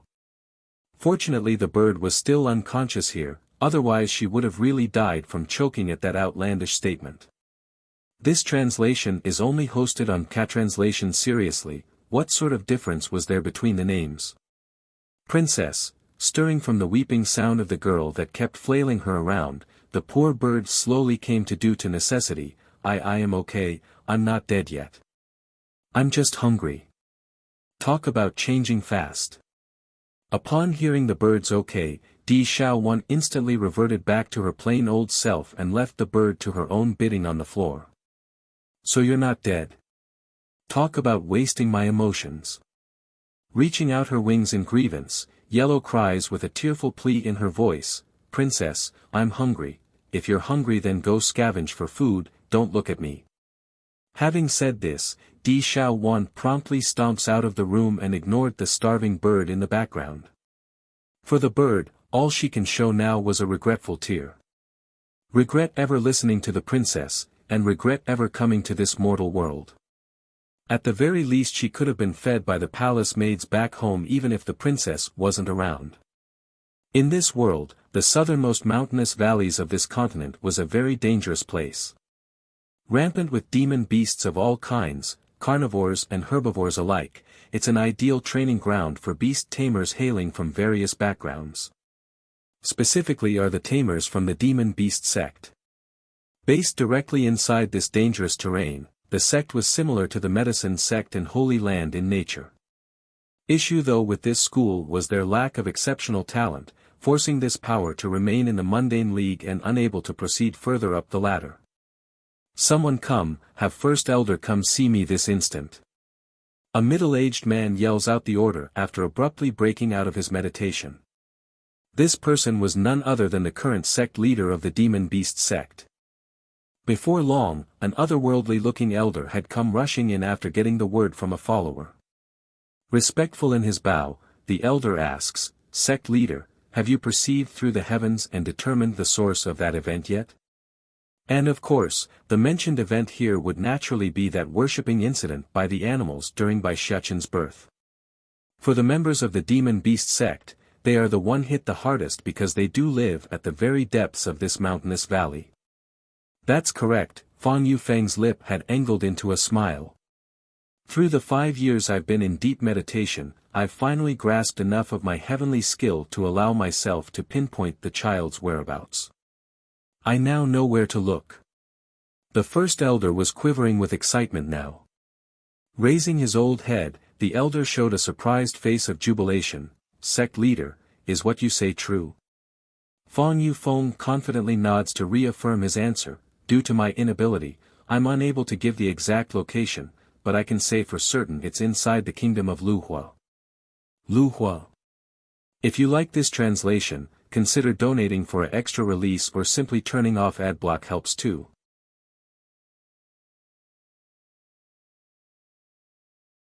Blackmailing failure, Crown Prince. Nangong Yi. Bai Yan's was smiling. What is Nangong Yi's purpose? Miss Bai Yan, going stiff in his face, His Highness wanted me to make trouble for you so he can come in at the right moment to help you. This way you will forget about the past grudges and be grateful to him. As for demanding the Dan pills, it's my own personal decision. Nangong Yi's plan was very beautiful, yet he seems to have forgotten Bai Yan would never bother to have these people in her eyes considering her current status. Feeling the increasingly heavy atmosphere in the hall, those royalties and nobles who came with Zhang Fei Yang are all starting to get anxious. Miss Bai Yan, the deal he did with the crown prince does not include us in it. We only came because Zhang Fei Yan sought us out last night. This translation is only hosted on Catranslation. Yeah, that's right. I initially didn't want to come either, but he kept insisting that you won't be able to punish that many of us. He also justified it by saying we are in the right. From the very beginning, these people never wanted to come due to Bai Yan's status as the flower brothel's owner. But after repeated promises and guarantees, they in the end succumbed to the seduction of greed. Sadly for them, regret was already too late now. As angry and irritated as Zhang Fei Yang was in how quickly these people threw him out into the fire pit, he couldn't refute it because it's all true. Is that right? Bai Yan grinned. As far as I know, everyone who were attacked by Chu Yi had at some point denounced me behind my back. Why should you people get to claim you are in the right? Flushing red at the statement, these people were all too ashamed to refute her words. They knew it's true. Inhaling deeply, Zhang Fei Yang steadies himself before speaking again. I've said all that I have to, can I leave now then? Looking at how much sweat was covering that nervous face, Bai Yan suddenly had the urge to laugh aloud in mockery. So you people think you can just waltz in my place and leave as you like? Then what do you want of us? Since all of you are here, then you people might as well leave behind something of value. Crossing her legs, Bai Yan appears to be very leisure in her posture on the chair. Hand over your belongings. If the value of your possessions can meet my demand, then you are free to go. However, for those who can't meet it, then feel free to have your family come instead to redeem yourself. Going red from outrage, Zhang Fei Yang's very voice was trembling. Don't you think this is a tad excessive? Excessive? Bai Yan cocks a condescending sneer. Wouldn't you people be blackmailing me instead if I wasn't the owner of the flower brothel? Enough of your excuses. Hualuo, go search them for me. Those who can pay is free to leave, and those who can't is to stay until their family comes. Looking at the charming woman slowly encroaching on himself, Zhang Fei Yang finally loses it and went on the offensive. Bai Yan, are you not afraid of offending His Highness by doing this? Chuckling at that question, instead of asking me that, you should be asking him. You, shaky in his pointing finger, Zhang Fei Yan almost couldn't believe his ears. Don't forget the royal grandson is worshipped by the animals of this world. Sooner or later, he will overtake everything and be the ruler here. By then, you won't even be able to plead under his feet. Not flinching in the least, Bai Yan made a smirk instead. If I'm not mistaken, that son of his had only stepped onto the path of cultivation, a practitioner of the lowest kind.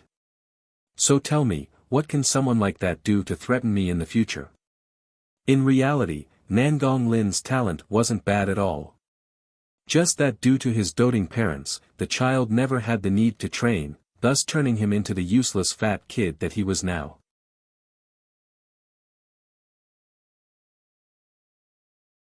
Fight together enough and they will be friends, too. I was never a person from here.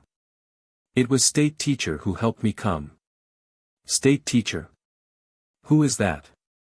Bleary in her eyes, Chu Yi eventually topples over until her head lands fully into the flower bed behind her back. Thankfully there's no other man around, otherwise her careless yet mouth-drooling appearance would incite quite the chaos here today. State teacher. Imagining the mentioned man appearing at her call, Di Xiaowan's drunken lip had curved into a smile. He is a gentleman. Even if I bully him and tease him, he will never get mad at me. Oh, so that state teacher is your lover? Giggling there on the patch of greenery, Chi Yi was nearly lost at this point. Hey now, don't start matchmaking me out of the blue. State teacher and I are clean and pure. I only. Humph, aren't you and Bai Xiao getting really close? Di Xiaowan's attitude was clearly fluid. U.S. tiered here. This translation is only hosted on Catranslation. Hold on now girl, I'm treating you to a drink and what do? You start slandering me with another man that's younger than me. Besides, he's Yan Yan's brother. That means I have to be good to him. But you though, you and that state teacher is different. He must be your boyfriend. Originally the atmosphere between the two were still fairly harmonious, but after that little bickering and competing, it quickly devolved into a brawl again. It's one thing to fight, but it's another to start tangling together until they are acting like a pair of lovers going at it in bed. Shame though, too bad there's no male occupants to witness this hot fleshy scene. Mistress, do you want me to stop them? Hualuo's mouth started to twitch at the awkward scene. No need. To the surprise of her subordinate, Bai Yan only made a brilliant smile of approval. It's fine, they are only building up their friendship. After they finish fighting then they will stop, no need to bother their playing. Having said this, she then slowly strode past the pair and went towards the front end where she was once again stopped at the front door. This time though it was a figure getting tossed out of her neighbor's home. I haven't fallen so far that I would need to sell my own daughter. Scram, you piece of filth.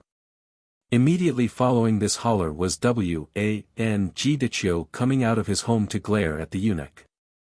Sell his daughter? Surprised by the remark, Bai Yan couldn't help but give this show some extra attention. You. The eunuch angrily climbed up and started to mouth off after his indignation. How could you be so ignorant? It's your great fortune that the royal grandson would take a liking to your daughter. You should be proud that she can be offered to His Highness as a concubine. Not to mention the crown princess is even willing to offer you a second-grade Dan pill as dowry. Wang Jidichio broke out into a laughing fit due to his extreme anger, as if I would need to sell my daughter for some measly pill. Let me tell you, if you don't scram now then I will beat you until you can't anymore. Sure enough, that worked and caused the eunuch to tremble with both anger and fear. His Highness the royal grandson is destined to rule the world. Don't regret it in the future and come crawling to me. Giving one last snort, the eunuch quickly scrambled away only to be attacked from behind. Bang! It was Wang Jidichio picking up a rock to throw at the fleeing Bastrd's head. Poor eunuch, he didn't even know what happened and was already out for the count. If you like this translation, consider donating for an extra release or simply turning off adblock helps too. You're tuning into the Han Lee's Wuxia Adventures YouTube channel. We're so grateful for your support and don't forget to subscribe to join us on this incredible journey through captivating stories. Your generosity through donations truly makes a world of difference, as it's the primary source of revenue that allows me to expand and enhance this channel for you. Thank you from the bottom of my heart for being a part of this adventure.